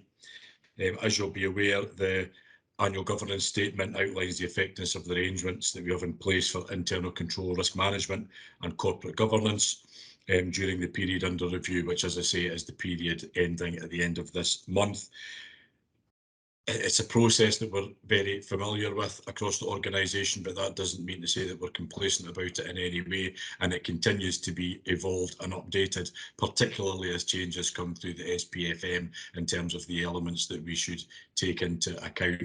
The process is administered through the Strategic Planning, Performance and Communications Director, who again are very well versed at coordinating that, and all of our heads of function and directors have key roles that they're very familiar with in terms of the process. So it's just a short report with a couple of appendices, Chair, and the recommendation is that you as a committee note the legislative background and the SFRS approach towards the AGS preparations, and it would be the intention to return at the next meeting on Tuesday the 28th of June with the outcomes of the process. So that's all I really want to say, Chair, by way of an introduction. I think we're all very familiar with it, albeit, as I've already said, we certainly aren't complacent round about it, and we put a lot of time, energy and resources into it. But happy for either myself or any members of the team that are assisting to coordinate to take any questions this morning from the committee. Thank you. Thanks, Ross. That's very helpful. Do we have any questions? No. Probably predictably, because it's kind of well-trodden ground, this, and it's been refined and developed as we go, and I think it's very helpful for the committee to see the preparation for this, because, as you say, Ross, we will see a draft of the annual governance statement at next meeting. So thanks very much. And what I would kind of add is that I'm very grateful to Richard and Ali for the kind of side discussions we have round about this issue. I find that particularly helpful. So thanks very much. So duly noted. Thank you. And then more governance for us. We now move on to the good governance framework. And there's a verbal update from Mark. Thank you, Brian. Just to give board members or committee members sight of the developments around the good governance framework, and it's something you'll see in due course as it progresses through our internal governance routes. A paper on it has already gone to Good Governance Board, which I chair, and is making its way to SLT and then on to board members thereafter. But in discussion with yourself, Brian, we just thought it'd be helpful for committee members to be aware of where we are in terms of its development and what we're also trying to achieve through the new framework. And I suppose at the core of the development of bringing everything together into a single document, because that's what we're proposing, it's just to help that continued journey of improvement in terms of governance and accountability in the service. We have seen in recent audit reports from Audit Scotland that our reputation around governance has always been considered strong, and we just see the development of a single governance framework for the service as a further evolution of our journey of improvement, and that sits, I say, at the core of it. So what we're trying to do is to pull in the document all the strands of governance in the organisation into a single overarching framework that then, let's say, will run right throughout the service. And again, it will allow us to then account in due course back through the audit process for issues of governance and accountability, hopefully on a more consistent basis as well. So again, our ongoing improvement journey is evidenced through that. So as I say, what we want to be able to do in that is bring everything together, allow us to develop some understanding of where we are in governance, show trends in our governance and decision making, and again allow us to then account back more fully to the board and then on into the audit process for those decisions that we take across the service at executive and non-executive level. We're building that framework around of good corporate governance, and you'll all be familiar with them, and I don't have to perhaps go through them at the moment, but you'll certainly see them in due course when the paper comes up. But it's things like how we perform effectively and clearly define our functions and roles, and the evidence that we build up through governance to show that we can demonstrate that to the public and to the auditors and board, or areas like about how we engage with community. So it's those types of good governance areas and principles that you'll be more than familiar with. So we'll build it around that. We'll bring everything together from across the service into that single framework, take it to SLT and the board, and then we'll bring it to yourselves as well. You'll be the custodians of that on behalf of the service going forward, hence the reason for this short verbal update. So we can potentially circulate it once it's gone through SLT to committee members, and that gives us a sense of your views of that before we formally take it to the board, if that's helpful, Brian. I know you've had discussions with us around it, but it may be helpful if other committee members get sight of it at that stage. So once it goes through SLT in the next week or two, we'll bring that to your attention. And again, we can have a follow-on discussion with yourself and other committee members, and then we will formally bring it to the board in due course as well. So it's just to give you a sense of the momentum, the work that Rich and Ali are doing behind the scenes on this, and you'll see the outputs of that work in due course. So again, happy to take any questions, or if Rich or Ali can answer any questions, I'm sure more than willing to do so. Okay, Mark, thanks very much for that. Mary, I see you have your hand up. It's just a small question, really, Mark, and it was just about assurance that when we're looking at the good governance framework for SFRS, we're not reinventing the wheel. You touched on the base that you're pulling out from other places, but I mean, it just a little bit of a sense of, are we looking at some of the international codes of good governance? Are we looking at Scotland-based ones?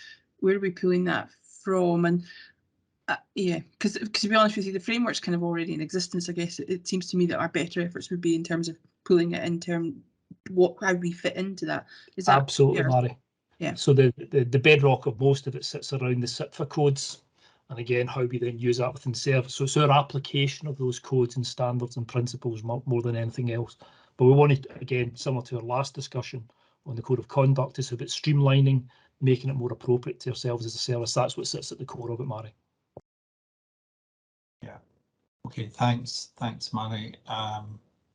If there are no other questions, thanks, Mark, for that heads up. And I've had the benefit of having a look at the draft of this document. I think there's some excellent work gone into it, and I think your suggestion, Mark, is a good one, that after it's been through SLT, if it could be circulated to committee members, because it's due to go to the board at the end of April, is that correct? So we would have a little bit of time as a committee to consider this, albeit by correspondence, but if there were any kind of burning issues, it would be useful just to feed that back into the team. So look forward to seeing that and having that opportunity, Mark. So thank you. Thanks, Brian. Okay. And then that takes us on to internal controls update, which is code for the risk register. And we have the strategic risk register, and we also have a risk spotlight, as well as the verbal update on fraud, etc. So I think, David, are you just going to give us an introduction to this? Yes, thank you, Chair. David Johnson, Risk and Audit Manager. The Strategic Risk Update paper is there for your information. It provides the outline of the work undertaken by directorates in preparing registers and looking at any kind of changes made throughout the kind of last period. The report identifies on this occasion that there's no significant change being reported through from directorates, but I think it's probably worth just outlining that the discussion, the communication and the awareness of risk is changing. I think after this committee, I'm going to the service delivery DMT. I've been to other DMTs. I think how risk has been articulated is now changing. How risk has been used is changing. I think the register is one part of that. It links into business cases, and it also links into the kind of reports that are coming through to executive boards and committees.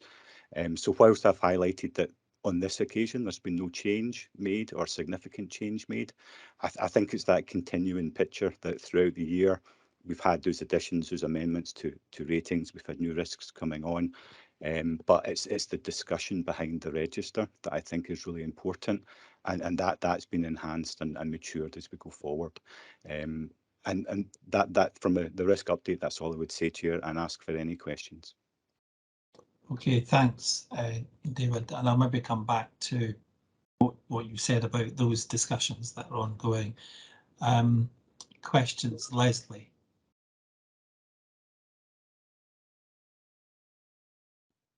Thanks, David. And I think that what you said about the changing approach to risk in the organisation is really good. And I suspect in no small part due to your leadership of this area, so well done. My question is on page 206 of the pack, and it's related to risk SDD 007 cybersecurity, and it was procurement of application patching tool. So the risk rating currently is 20, target of 12, but it's delayed, and it due to capacity and competing work plan priorities. And I'm just wanting a bit of reassurance that the other things that are taking priority above this are indeed higher risk. I don't know if that's actually reassuring or not, but I guess it's about many demands on ICT. Are you comfortable that the higher risk demands are being prioritised, and therefore it's reasonable for this particular action to be deprioritised? Thank you. Thank you. I think that the challenge sometimes is that my direct knowledge of the kind of activities of ICT are more limited. I think I can talk around the discussion and the assurance that I try to kind of gain in talking with Sandra, let's say, as the head of ICT, that it's understanding what her perception of that risk is, Leslie, and it's trying to kind of replicate that within this document. I think maybe within the private session, some of that discussion about the ICT follow-up might actually cover or maybe provide some more assurance around some of that activity. Okay, thank you. Okay, thanks, Leslie. Hold on, I can see someone's hand, but I can't actually see who it is. Bear with me. Yeah, Gary. Brian. Brian, just some observations from me, and it may be for a future discussion, but one of my observations is that corporate risks are around the risks to the board of delivering your strategy, your strategic objectives. So are you on track, on time, on budget, achieving the outcomes that you envisaged when you set the strategy? Obviously underpinning that there are operational plans and operational risks. But when I read the corporate risk register, the way that those risks are articulated, I can't really see a clear line of sight to strategic outcomes. So there's one risk which is about the ability to innovate and adapt to a changing environment. And it's just to that of course is a risk, but I couldn't really at this point see a clear line of sight back to corporate risks around your strategy.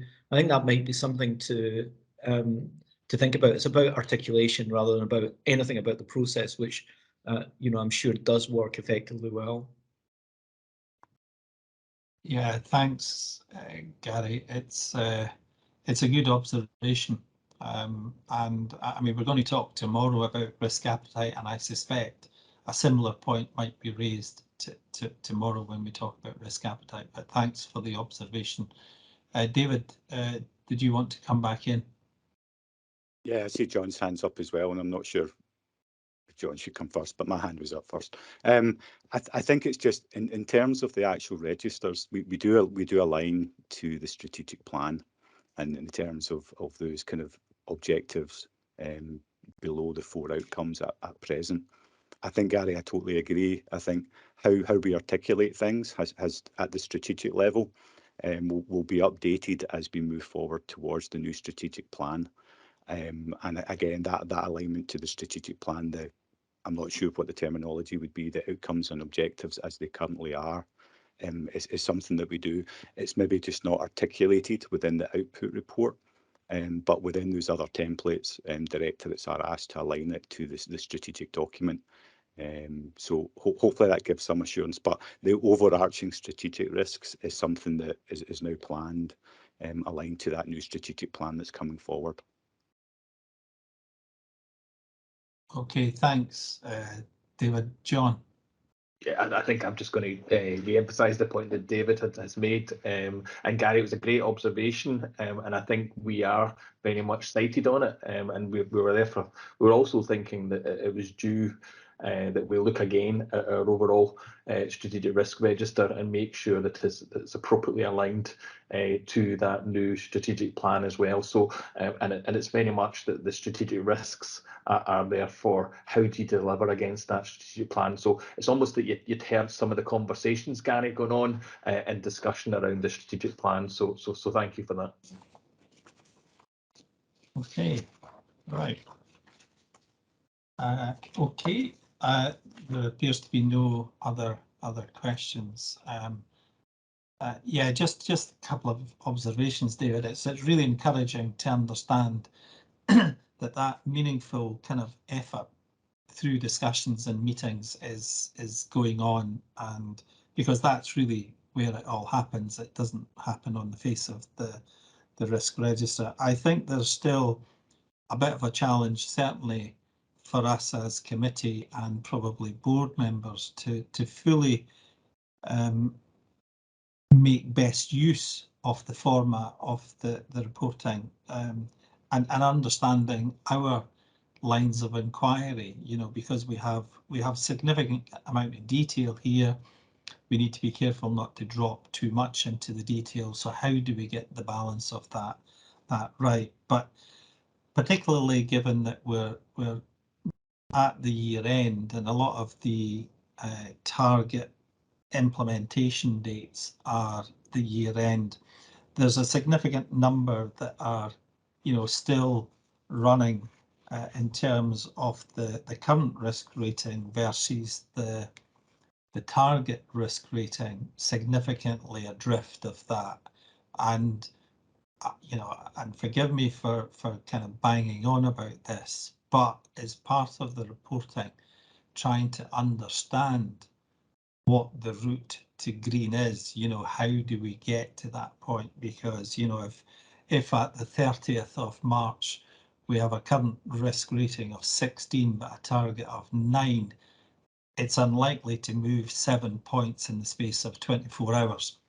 You know, so it's, you know, it's not, and it shouldn't be about the process and the document, but we need to use the process and the document, you know, in terms of what a committee does, for example, to interrogate it. And I have a sense that the detail in the register is maybe not quite keeping pace with things, or maybe it is the case that there are just a significant number of risks that are still quite a distance away from the target risk. And I wonder, and perhaps this needs to be done offline.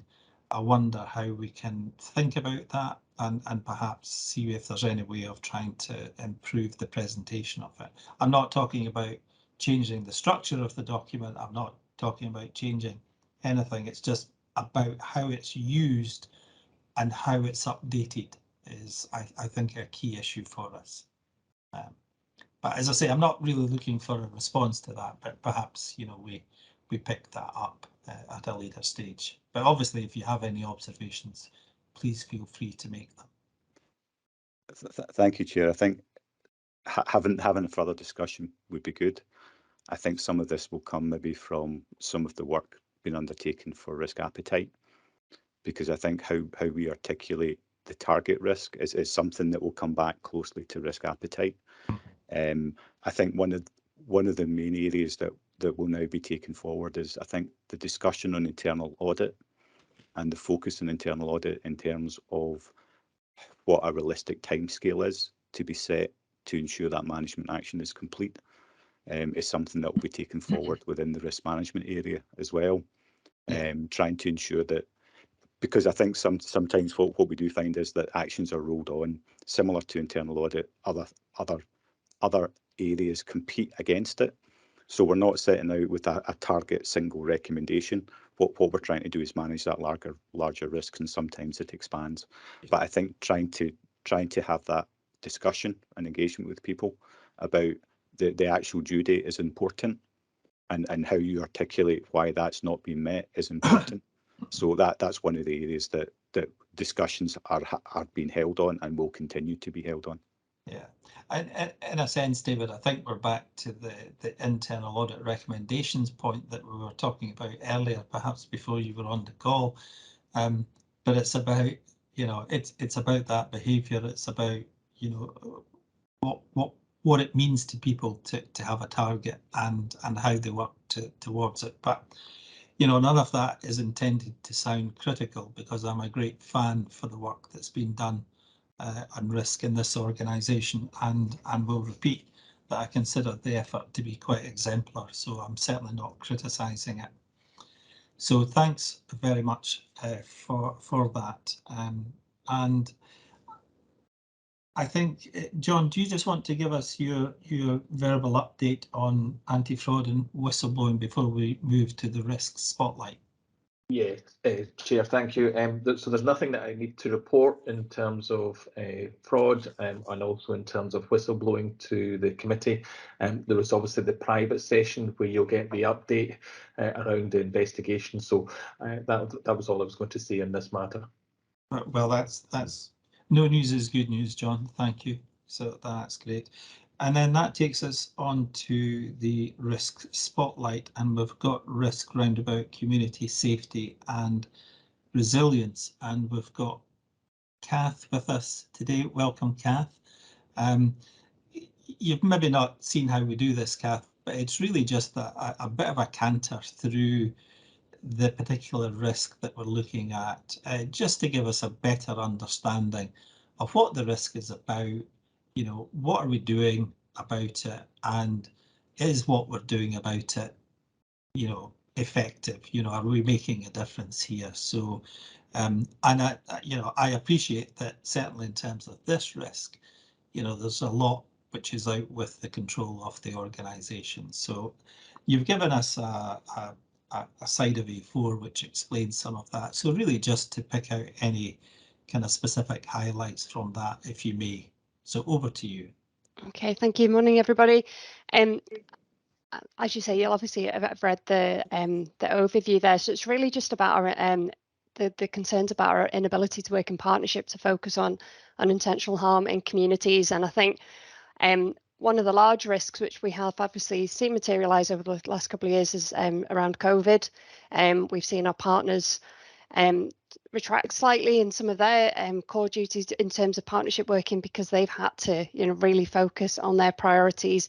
Being able to access homes, etc., has been difficult, not only for our partners and for ourselves in restrictions. We've also seen a pause to some of our kind of core community safety engagement activities due to COVID restrictions, whether that be through our youth engagement programs all the way through to households. So we have seen some of that Some of the other risks we have is around our own internal capacity and our skills, just meaning that there might be a reduction in how we engage with partners. So they're the two kind of risks that are outlined there. In terms of controls and mitigating actions, I think what we have seen over the past couple of years is we've tried to change what we do. We've done a lot more online. We've been able to engage with our communities in a different way through COVID and through partners. What we've seen now as well is it's almost a chance to kind of reflect on what we do and how we do it. So one of my colleagues, Area Commander Pride, has been doing a partnership review, engaging with partners, external and internal, to see how we are viewed as a partner. I've been working with some of the local P&P managers, and they're almost taking this as a kind of period to see what partners they have locally, kind of refreshing. Are we sitting on the right groups? Are there too many groups? So it's actually been quite a good period to take stock of where we are and move forward. And also within my own team, we've been doing a review of all our training materials and all our resources that support partnership working, because a key thing for us is about just engaging with partners so they understand what fire risk is. And it'd be surprising how many times people don't appreciate fire risk. So a lot of what my team do is about that, and also looking at the wider unintentional harm things that all really do relate to fire, whether that's about dementia, whether it's about falls, hoarding, all that type of stuff, which kind of links in with our partnership activity. And alongside that as well, obviously, we're working on the Safe and Well project, and a lot of that is about streamlining our referral processes with partners, supporting some of the information governance stuff. So we're making sure we do everything legally correct through our systems as well. So really supporting that. And the other big thing just to kind of highlight is that the funding and support we've had to enhance our prevention and protection structures. So as part of that, we've had 15 additional community safety advocates that are frontline, really working with our partners to reinvigorate the work that we're doing, and auditing officers. And there's also been a couple of additional senior support roles, including my post, which is really helping put kind of a focus on prevention and partnership working. So that's it. And hopefully the other kind of external factors, I'm hoping now, as we all are, that there won't be any more restrictions coming in place. So we'll be able to start, like say, really start to reinvigorate our partnership working moving forward. Okay, that's great, Kath. Thanks very much. That's a very comprehensive overview. Clearly an important area for the service, clearly an area which is opportunities are abound in terms of how to do it better, perhaps. So thanks for that. Mary. Yeah, thanks for that, Kath. There was a few things in there, just some reflections, things I think you probably are very much more aware of than I will be. But if we're thinking about reviewing what we're doing, there's a part where we need to understand how partnership working is degraded a little bit over the last 2 years across the piece. It's not unique to the fire service, and I think it's important we understand where we fit within that broader, what I'm using the term degradation because that's my experience of it, but whatever suits your particular circumstances. But the other thing is that in observations in my own interactions and observing other interactions in the fire service, a lot of the partnership working stems from relationship building that happens at the pre and post meeting elements. It's the catching 5 minutes before a meeting, etc., which requires you a lot of the time to be in person, and I think that probably impacts across the piece. So I think there's a bit about how we make sure that we are taking account of that when we're advising staff about in-person working, and actually understanding the need to be able to form those relationships around partnership working from my side of things. But I do think that we need to make sure that we don't look at this as an isolated bubble. One of the key things that constantly gets fed back from partnership working that we do, which does involve a fire service in my other role, is around the fact that staff turnover makes it very difficult for people to form relationships. If you add that into the environment where we can't see each other one-to-one, then relationships where there is no personal interaction, there has been no personal interaction, is going to be really tricky. So it might be useful when we're reviewing as well, thinking about how we deal with that issue in terms of handing over partnership working as part of our staff churn normally. Just a few things, Kathy, which I am sure you've already thought about, but yeah. No, thank you. And just on that, I don't know if Richard is on the call, and think we are looking again at our reinvigorating our partnership register, and part of that should be about having the notes, the background, so you're not going in cold. And we are looking at, like say, as part of our training review, is that support around whether you're going to station commander, LALO, group commander, what skills you need to be a good partner, because I think that's lost, and not necessarily through the fire service. We used to do a lot of interagency partnership training, and I think some of that's fallen away. So we are speaking to police colleagues through the RCG group as well to see about, can we reinvigorate some of that kind of collective training around partnerships and what the skills you need to do. And I get your point completely about a lot of it is done off table, the kind of pre and post meeting, definitely. Okay, thanks. Thanks, Mary, and thanks, Kath. Paul and then Leslie. Thank you for this. Looking at what the risks are, two of the risks are entirely within our own control: internal capacity and internal competences. And if those are risks which we identify now as totally within our control, can we put a time scale on when we think we will remove those, or at least brought those down to a manageable and just the normal churn of staff and new staff and training and so on? Because it concerns me if we're continually saying we have an internal capacity and internal competency risk that remains here. It's obviously harder to work with outsiders, but these two are under our own control. Yeah, I think we can definitely, in terms of the training, like I say, we're just putting a training plan together, so we'll put timescales around that, so we can, like say, reflect that within the risk there in terms of when that training review will be complete and the outputs of that. So I agree that can be included. But I'm just thinking, if we were having this in 12 months' time, would those two risks have been reduced significantly? So that our internal capacity is 90% okay, and our internal competence is 90% okay, or are we going to have to accept these two as longer term problems? That's what I'm trying to establish. Yeah, I think Ross, I don't know, is that something you could perhaps give us a sense of?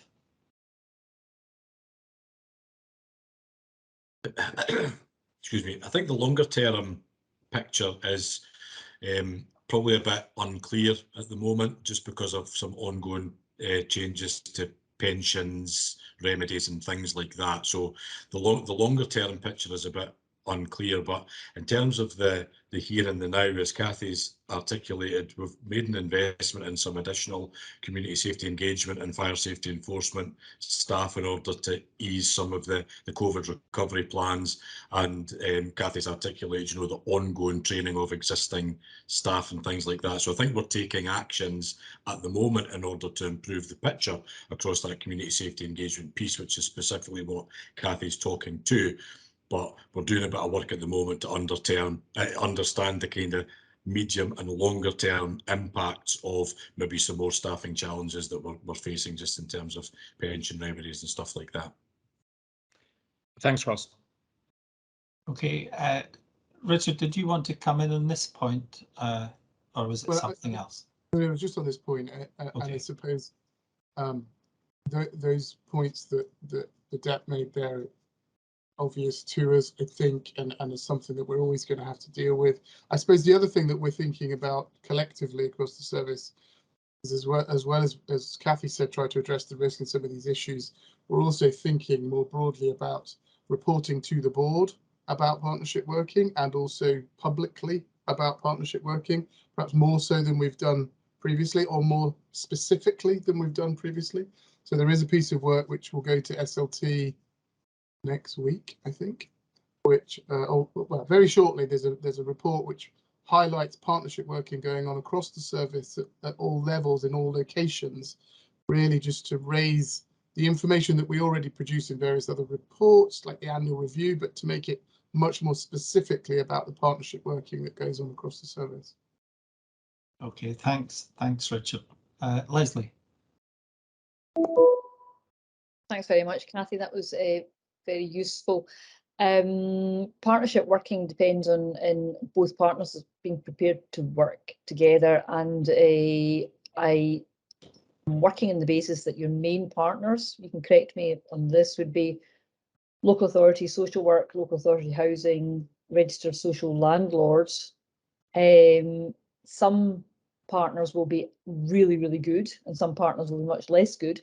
And I'm just wondering to what extent we track and kind of and compare, really. So if South Lanarkshire are really, really good and North Lanarkshire are less good, I'm talking entirely hypothetically here, I don't have any data relating to Lanarkshires, they're picked at random. Are we able to use, for example, social work networks, housing networks, to reflect that back and to say, right, you know, here we are coming out of the pandemic, we find that, you know, some of you are doing really, really well. Here are some things that others of you could think about, and use the kind of peer comparison, subtle form of encouragement to help improve the referral rates of those partners who are less, who are referring fewer for whatever reason. Thank you. Thank you. It's not something we've done in the past, to be honest. I know we can, through our reporting mechanisms for CSET, which manages our home fire safety visits, you can see who the referral source is. So there is an ability to do that. I think what we tend to do more locally is our local staff look and see where those referrals are, and where there are kind of shortfalls, where it be try to then reinvigorate that partnership working locally. We've never done anything on a national basis. It's something I can have a think about and have a look at. I'm not sure what forums and how well that would go down in terms of, you know, it's got to be done in a subtle way, I'm sure you'd appreciate. So, but it's definitely something we could maybe have a look at and see if there's particular parties that you know, are underperforming compared to their kind of peers. I'm sure that you would get the subtle language and we're here to help and encourage and to share best practice. I'm sure you would do well there. But yeah, I'm happy with that response. Thanks, Kathy. Thanks. Yeah, no, very good point, Leslie. Mary, do you want to come back in? Yeah, it was just to pick up on Leslie's point about key partners. I would encourage you to make sure that you are rescanning the landscape and don't work from previous assumptions, because without, as you might imagine, with a third sector background, I would say that actually a lot of public sector based services stepped back in the pandemic, and actually the third sector had to step up. And so who were our partners in 2020 at the beginning of that year may not necessarily be automatically our key partners now. So it's just making sure that we're live to the current circumstances and not working off of all intelligence. Yeah. And I think just on that, because we've seen quite recently a move in the group commanders going in as the local prevention protection managers. They're all kind of looking at what their priorities are, looking at their partnerships as one area where they were sitting on a lot of partnership groups because it's been legacy, but we were just attending, we weren't really getting anything out of it. So it's almost like, right, why are we going there? We can get the minutes, we don't need to attend in person.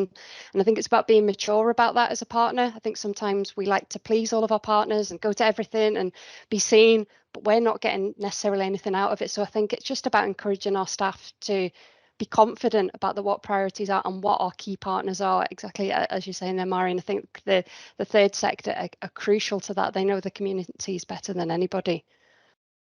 Sorry, Brian, if I can just one point, and I promise. Yes, of course. But I think there's an element whereby it's difficult for the fire service, because if you're not in the room, you do, with all due respect, tend to get forgotten about, because I remember previous chief officer talking about the fact that people rock up, they fix the problem and they rock away into the night like heroes. But actually on a day-to-day basis, it's how does the fire service have a relevancy to our role?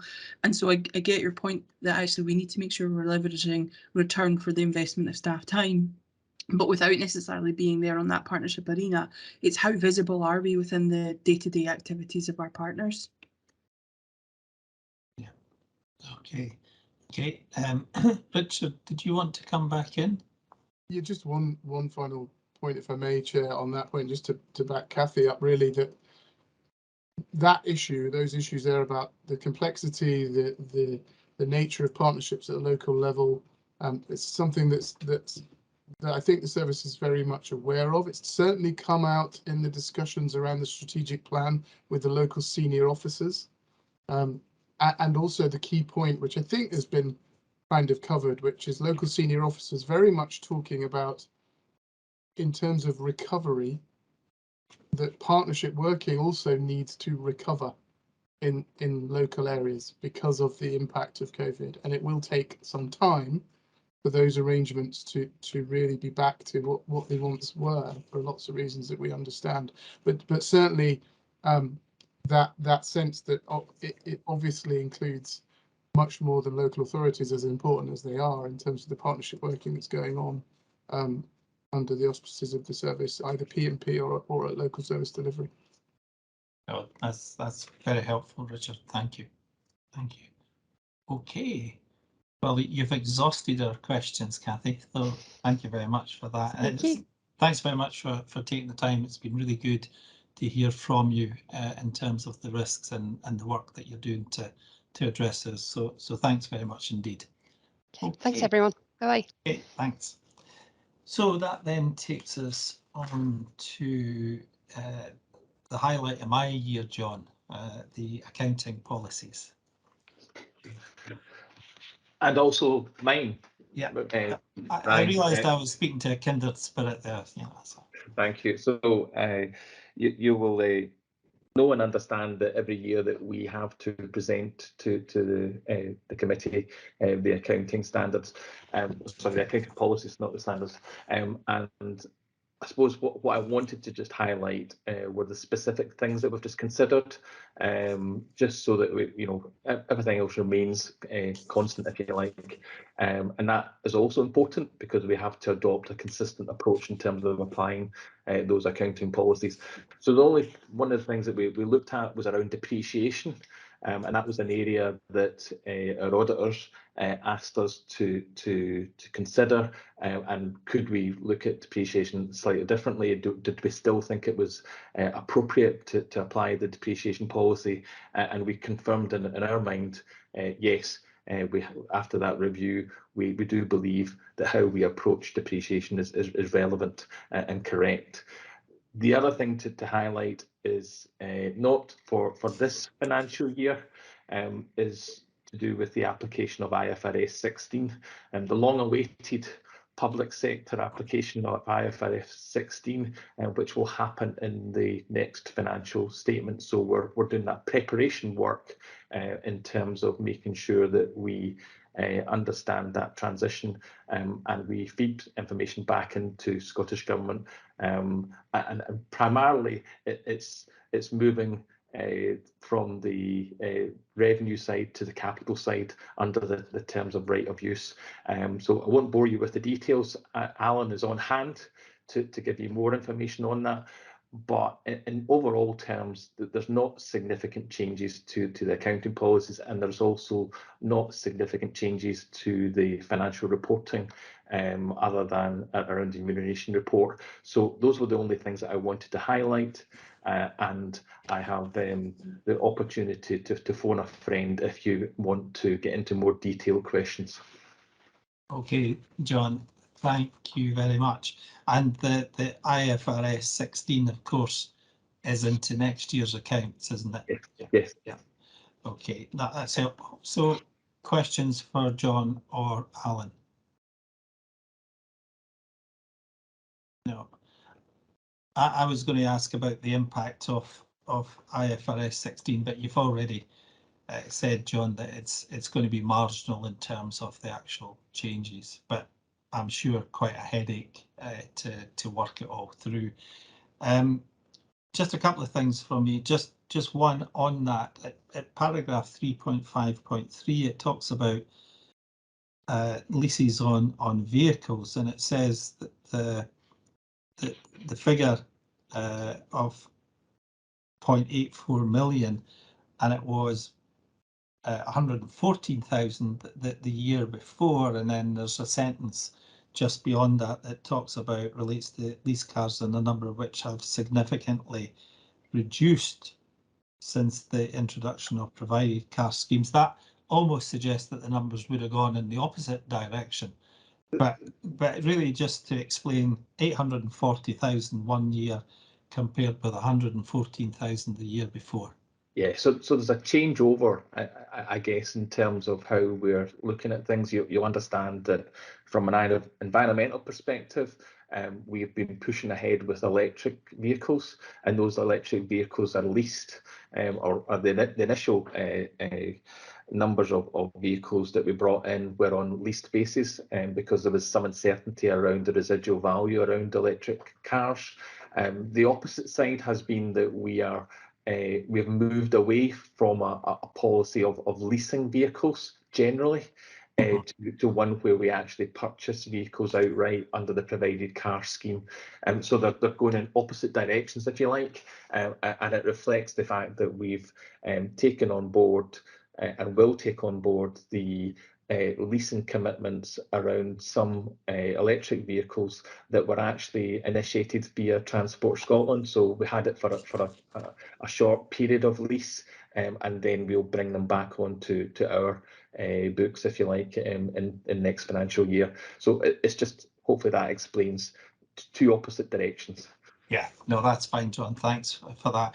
Can I just go back to your comments about depreciation, because I just want to make sure that I understand the issue that you're referring to. I wonder if you could just unpack that a little bit.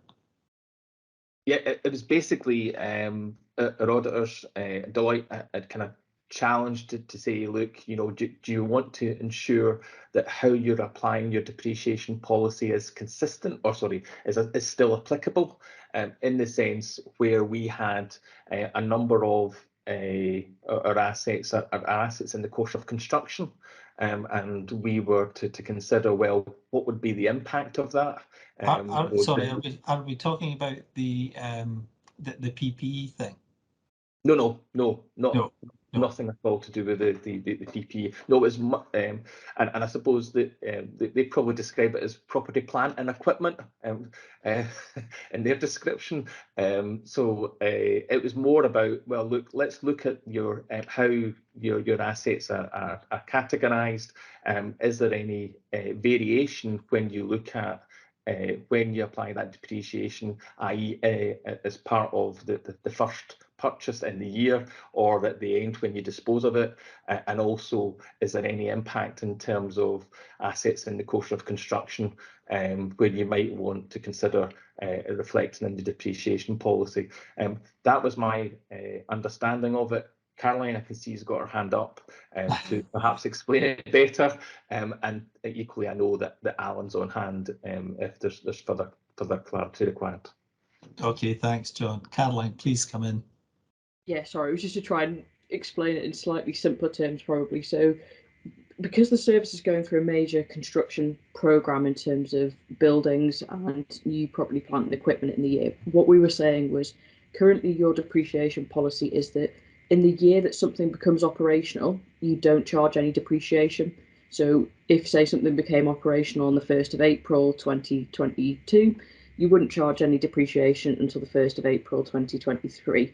So what we were just saying is, given that you've got that significant amount of assets in the course of construction, are you still happy with that policy that you depreciate in the year following it becoming operational, or is this time to look at it just to make sure that effectively the expenditure was matching the period of service usage? So it was just a question for John and his team to look at. It wasn't anything fundamental, but I hope that sort of made it a bit simpler. And it does sound that there is a bit of a mismatch between the use of the asset if you're not charging depreciation for 12 months after the event. But fundamentally, I guess, Caroline, I don't hear you saying that what the service is doing is wrong.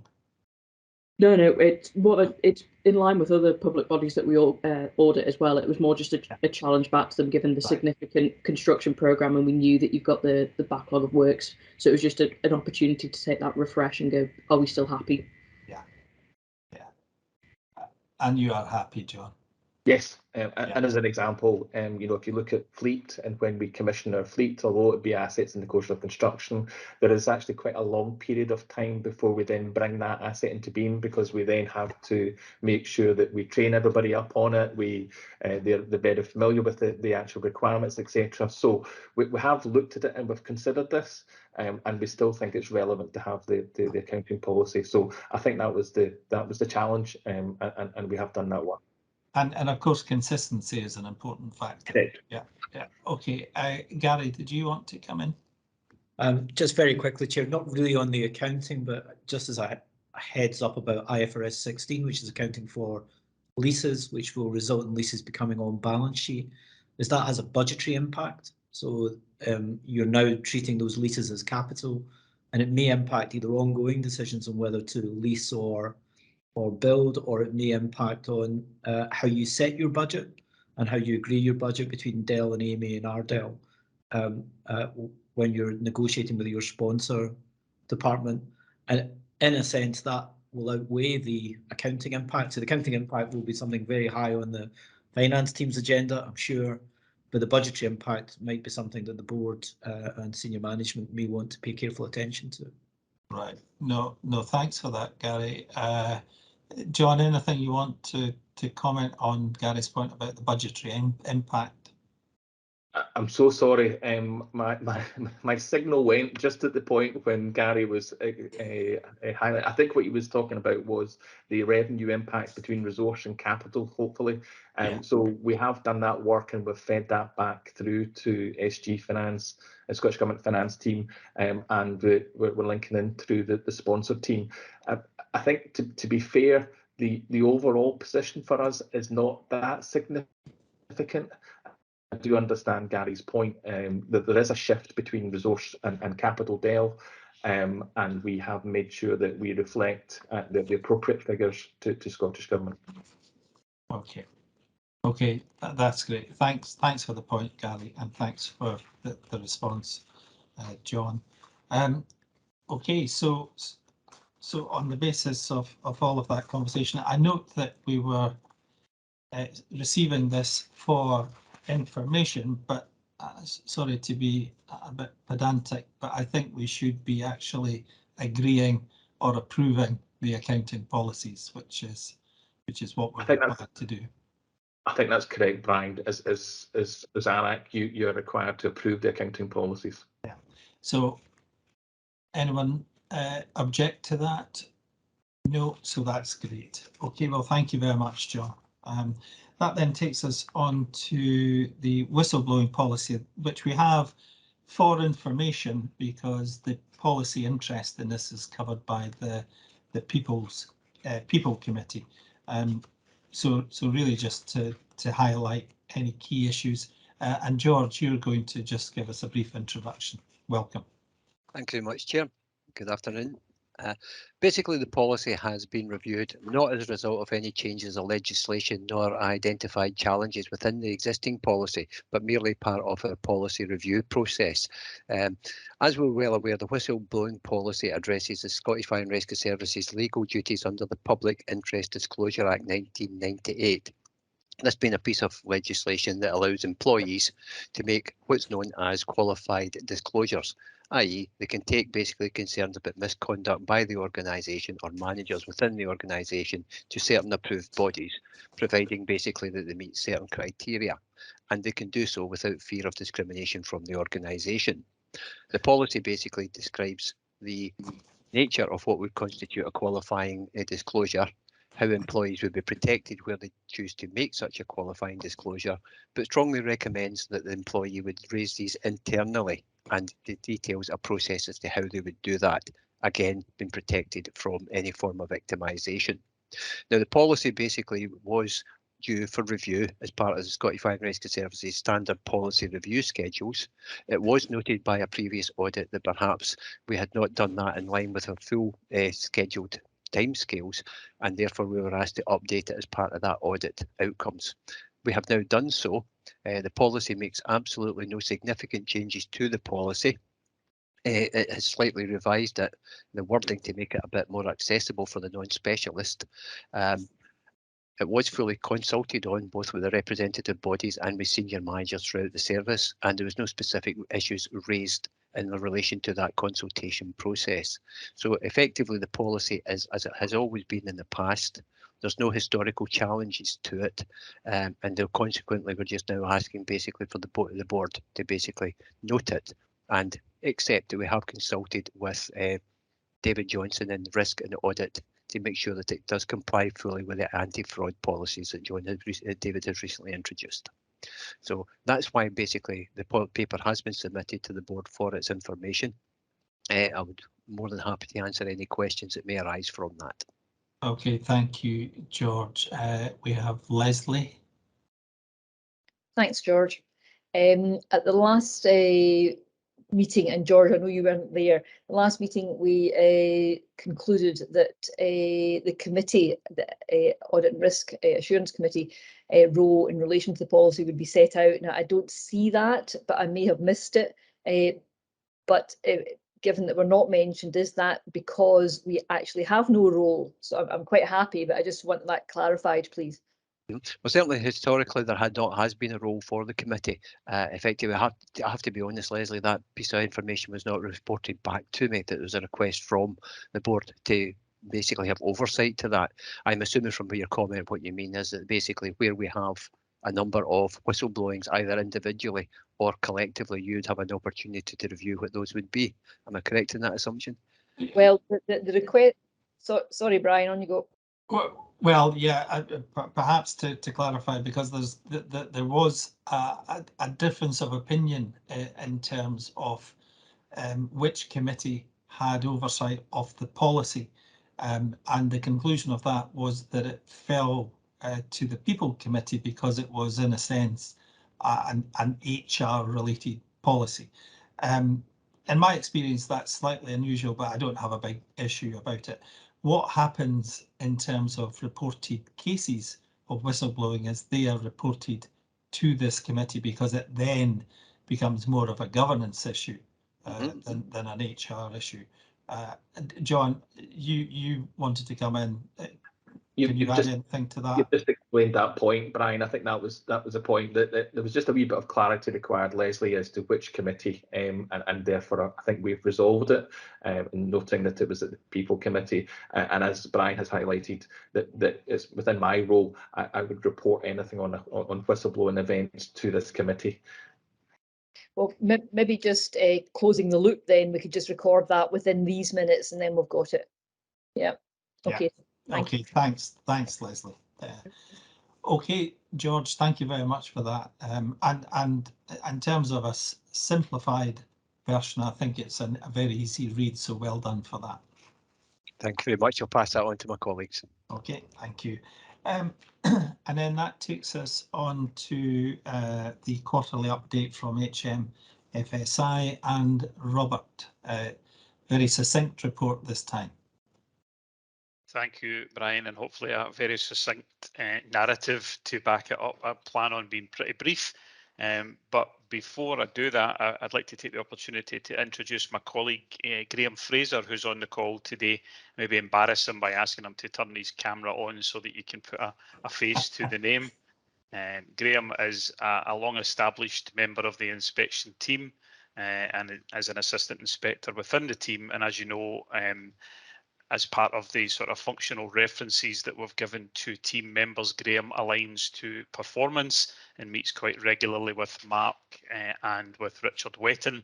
And I think that strengthening of that relationship has certainly been positive from our perspective, and hopefully the service would agree that's been a step in the right direction. So Graham may well attend on my behalf at future meetings, and hence the reason that I wanted to bring him along today. Moving on to the report itself then, the areas around local area inspection, just worth highlighting to the board that the Angus local area inspection has now concluded and has been published on our website. That was published on Monday of this week. And also to take the opportunity to thank the local senior officer, Stephen Wright, and his team for their support in that process. It was a very positive process for us, and we also got some very kind feedback from Stephen and his team that they had actually enjoyed going through that exercise, and it took something from it, which is very pleasing for us to hear.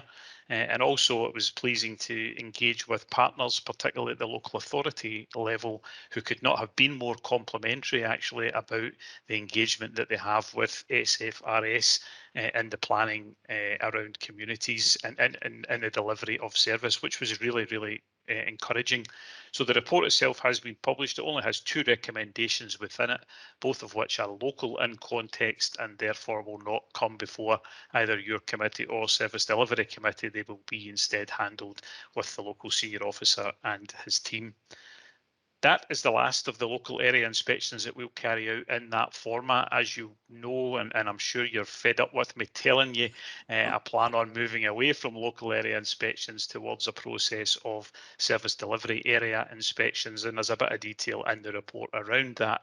Just to give you a bit of a heads up and a bit of an update, that consultation around that is well underway. We have written to all of the local authorities who obviously had become used to us coming into a specific local authority area. So I've explained the reason for that change and also gave them comfort that we will continue to engage with them as stakeholders as we carry out the new style of inspection. Many of them have come back and are quite comfortable with that approach, and many others have asked for a presentation at the various scrutiny forums, which I'm sort of midway through doing, and I've been going along to them virtually and on some occasions in person to give that update. And following the update, I've got to say everyone is on board and understands the reason for the change and is very supportive, which is great for us, allows us to move forward. The team itself, which is headed by Graham, actually, are in the process of formatting what the inspection would look like and the types of questions that we would ask and who we would want to visit as we go around that service delivery area.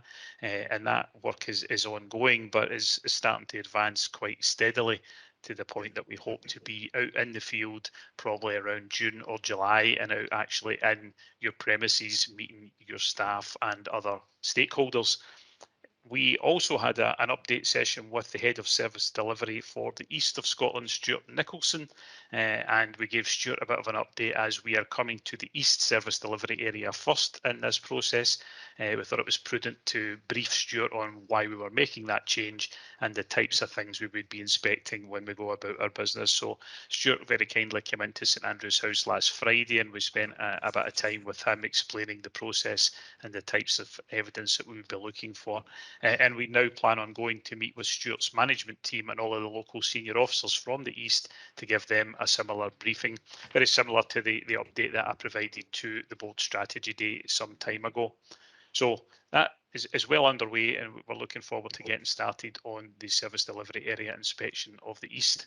In terms of thematic inspection work, our health and safety report with the operational focus that's mentioned in this paper is now complete, and we have gone through the consultation process with the service. I may have mentioned it before, but we took a slightly different approach to consultation this time, in that we carried out an informal consultation exercise prior to going to formal consultation, and that was really positive in that it allowed those closest to the issue to have a view and to give some feedback prior to us providing a final draft for the service to consider in the formal consultation. And I think it helped us shape that draft to a point that it was much closer to what would be acceptable by both parties. And as a result of that, I think the formal consultation was probably a bit easier for those who were a bit more detached to have a view and to give comment. Following the formal consultation, just for your own interest, there were 17 points raised by the service, and 14 of those were accepted by the inspectorate and incorporated into the plan. There were only 3 areas where we felt that there was enough evidence for us to sort of stick to our guns, if you like, and to publish what we had found during our inspections. And that's always going to be the case. Clearly, we won't always agree, but just for your information, we were quite receptive to that feedback that we got, and we made quite a number of changes to the report. That report is now with the publishers, and we plan on laying the report before Parliament on the 26th of April. So not too long, a month's time, we'll have that laid before Parliament, and obviously a version of the report will be made available to yourselves for scrutiny through the appropriate channels. Firefighting in high-rise buildings is ongoing. This one's taken a bit longer than we first anticipated for a number of reasons, one of them being COVID and the difficulties getting out in the field, another one being through a member of staff who left the inspection team and had been leading on this particular inspection, and others have had to pick up the slack and try and move things forward in his absence, so that couldn't be helped, unfortunately. The majority of this field work on this inspection is now complete, and also some of the national comparison work is complete, which you may be interested in, that we have taken soundings from Northern Ireland Fire and Rescue Service, We visited West Midlands Fire and Rescue Service, and I personally went down and visited colleagues in London Fire Brigade to understand how they attend and prepare for incidents in high-rise buildings, and also attended an exercise in London while I was there, which was very similar to the exercise that Scottish Fire and Rescue Service have been running in the flats in Irvine and Dooncourt. So it was pleasing for me to observe the national approach and how the service is delivering against this particular risk. That report, I think, will gather some attention when it's published for obvious reasons, but again, we'll be very keen to share early drafts with the service, both in an informal and in a formal consultation process, and we'll keep you posted as we go. Our 3-year plan that was published back in April of last year has had to be revised, and it's had to be revised for a number of reasons, but the two main ones being that we are now moving to the service delivery area approach, and the other reason being that there are references within it to the fire framework published by Scottish Government, which has clearly been updated, and the priorities are no longer the same as they were back in 2021. So we've revised our 3-year plan, and that will be published and will go live on the 14th of April. Again, we have shared the draft, the final draft, with the service, and await some feedback in relation to the consultation. But the changes are minimal and relevant to those two particular areas.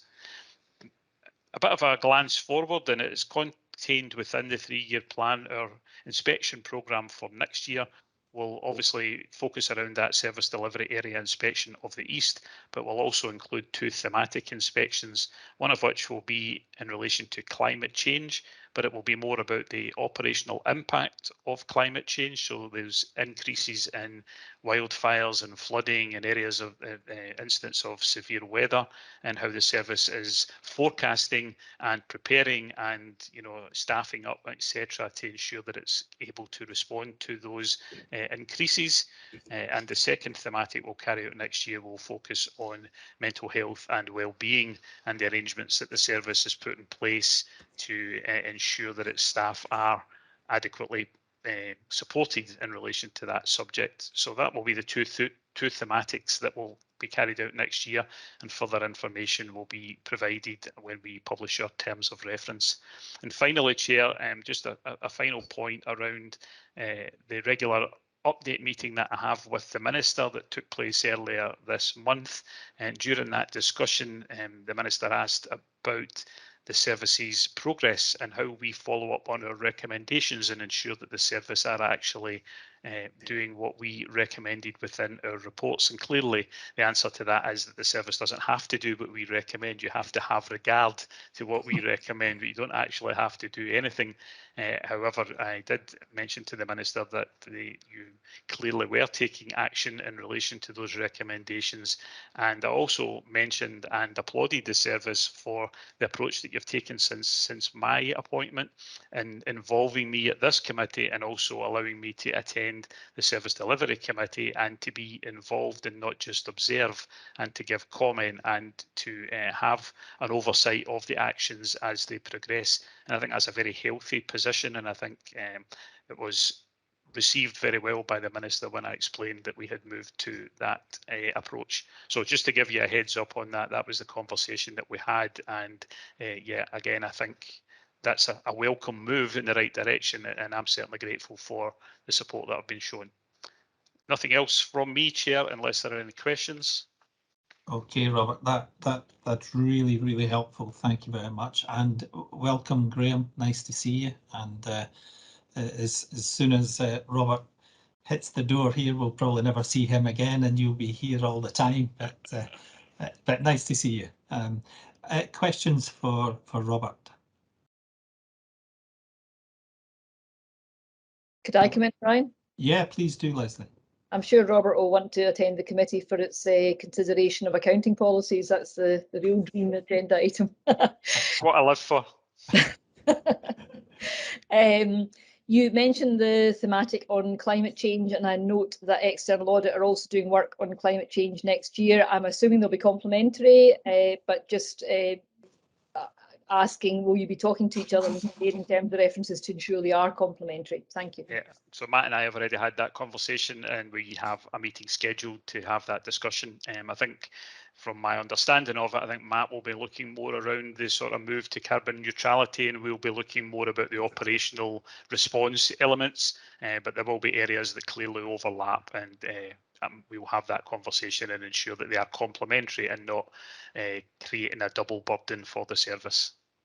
Okay, so I had missed the internal audit or looking at it. I was actually talking about external audit because they've got it in their audit plan for next year. So maybe it's a three-way discussion then, unless I'm mistaken there, Caroline. So our point was more just bringing forward some of the new climate change standards that will be coming in place within the listed side of things, rather than it being a focus of the audit work. And I guess the service will be subject to new external auditors for next year, so it'll be for them to pick up when they then take over the post. Yeah, Matt, do you want to come in, please? Thank you, Chair. Just a kind of small kind of addition to what Robert presented there. It's related to the capital investment strategy side of things. Leslie is the main area where we're looking at this. So as I'm sure you'll appreciate, there's still some work to do on us scoping that out, and that's part of the intention of that meeting that Robert's describing. So we will ensure that there is appropriate synergies, but not overlap in that, in defining our scope. And I'm sure Robert would consider that in the same vein as well. Okay, thanks for that, Matt. Ross. Thanks, Chair. And it was just to back up what Robert said in terms of the last thematic review that we were consulted on, which is being published shortly, which is health and safety and operational focus. The tone and the recommendations from that report were extremely well received by the service, and although it's not been published to date, we are working on the action plan, which will go forward to the Service Delivery Committee. So I just wanted to thank Robert and his team for their work on that, and it's been very well received and is currently being actioned within the service. Thanks. Good. Thank you, Ross. Robert, thanks again for that report. I mean, because this committee doesn't see the detail of your outputs, it's hard to comment on that. But I mean, the positivity that I hear from you and from others about the relationship between yourselves and the service, I mean, you can touch the improvement in that. It's fantastic. And you know, to give the example that you feel confident enough to provide the Minister with assurance about how the sector, I think it's a real measure of how strong this relationship is becoming, and it feels that it wasn't like that not that far into the past. So I think that's a significant kind of improvement. And I know you've told us about the changes to the area inspections, but you can't tire of hearing good news, because I really do think this is the way forward, and it's great. I just had kind of one question around that, and I don't know whether it's for you to think about or for Mark to think about, but the idea that you're going to be measuring performance and reporting on performance at a service delivery area made me think about our own performance reporting and how we draw that in, so that we're seeing not just what we currently do, but what you're doing, and can we pull it together? And I don't know whether you can comment on that, or whether Mark, something for you to comment on. Yeah, I mean, I can certainly have a go from our perspective that what we plan on doing is building up a picture of performance at an LSO level, and then how that builds up to the overall performance at the service delivery area level. And what we don't want to do is just replicate the information that the service provides to you. Whilst we will draw on some of the data provided from the service, we don't want to just give you back the exact same data that you've got at your fingertips and that Mark can easily provide. So I think what ours will be, that will certainly be a basis for it, but we will also apply to that as our experience of our visits and what we pick up during those inspections, and we won't shy away from our background and our experience and what we bring to that table, but we'll try to do that in as consistent a manner as possible, and we will have a scheme, and this is what Graham is working on at the moment is that we'll have indicators that we can draw out during those meetings in a consistent way, so that we can say, yes, one area is performing particularly well in one theme, but not so well in another theme, and that's not necessarily replicated across the whole of the organisation. I think that then gives you an opportunity to benchmark in the first year across the whole of the East, and within 3 years to be able to benchmark against our themes across the whole of the service. And that's the real root of the improvement, I guess. You know, that's what we're trying to achieve here, is that 3-year picture of the entire organisation, which would have taken 16 years under the old system. No, that's really good, and it's clearly music to Leslie benchmarking Bloomer. If I can maybe just come in as well, and Brian, just to build on what Robert said, colleagues who are on the Service Delivery Committee are aware of the work that we're doing with service delivery colleagues to build up performance dashboards for LSOs and for the service delivery areas, so that we've got that kind of overview and that basis for internal comparison as well. So that work is ongoing. But Robert and I have also had a discussion about the data we'll be able to furnish his team as part of the inspection process, so they've also got that, if you like, independence assurance that they can then give back to the service as well. So we'll work with their team quite closely on that. And as he said, we won't look to duplicate, but we'll look to complement through Robert's work and our work and what we're doing. So you get that rounded picture of performance going forward as a board. No, that's excellent. It feels it's all pushing in the right direction. So thanks, and thanks again, Robert, and we'll see you soon, Graham, I'm sure. So thank you both. Thanks, Brian. So that just then takes us on to the review of actions, and a quick exchange with Ali seems to suggest that the only formal action we've got is around the code of conduct and carrying that discussion forward into a strategy session. Nothing else that I've picked up, nothing Ali's picked up. Is there anything else that anyone else has observed? No, I think that's testimony to the quality of the papers and the discussion, so thank you very much for that. We have the forward plan. Any observations or questions on the forward plan? No. Okay. Any items that we've discussed today that we would like to carry forward to either a board session or a integrated governance forum? Sorry, Leslie, I saw you had a message flash up there, but it disappeared before I could read it, and I'm not sure.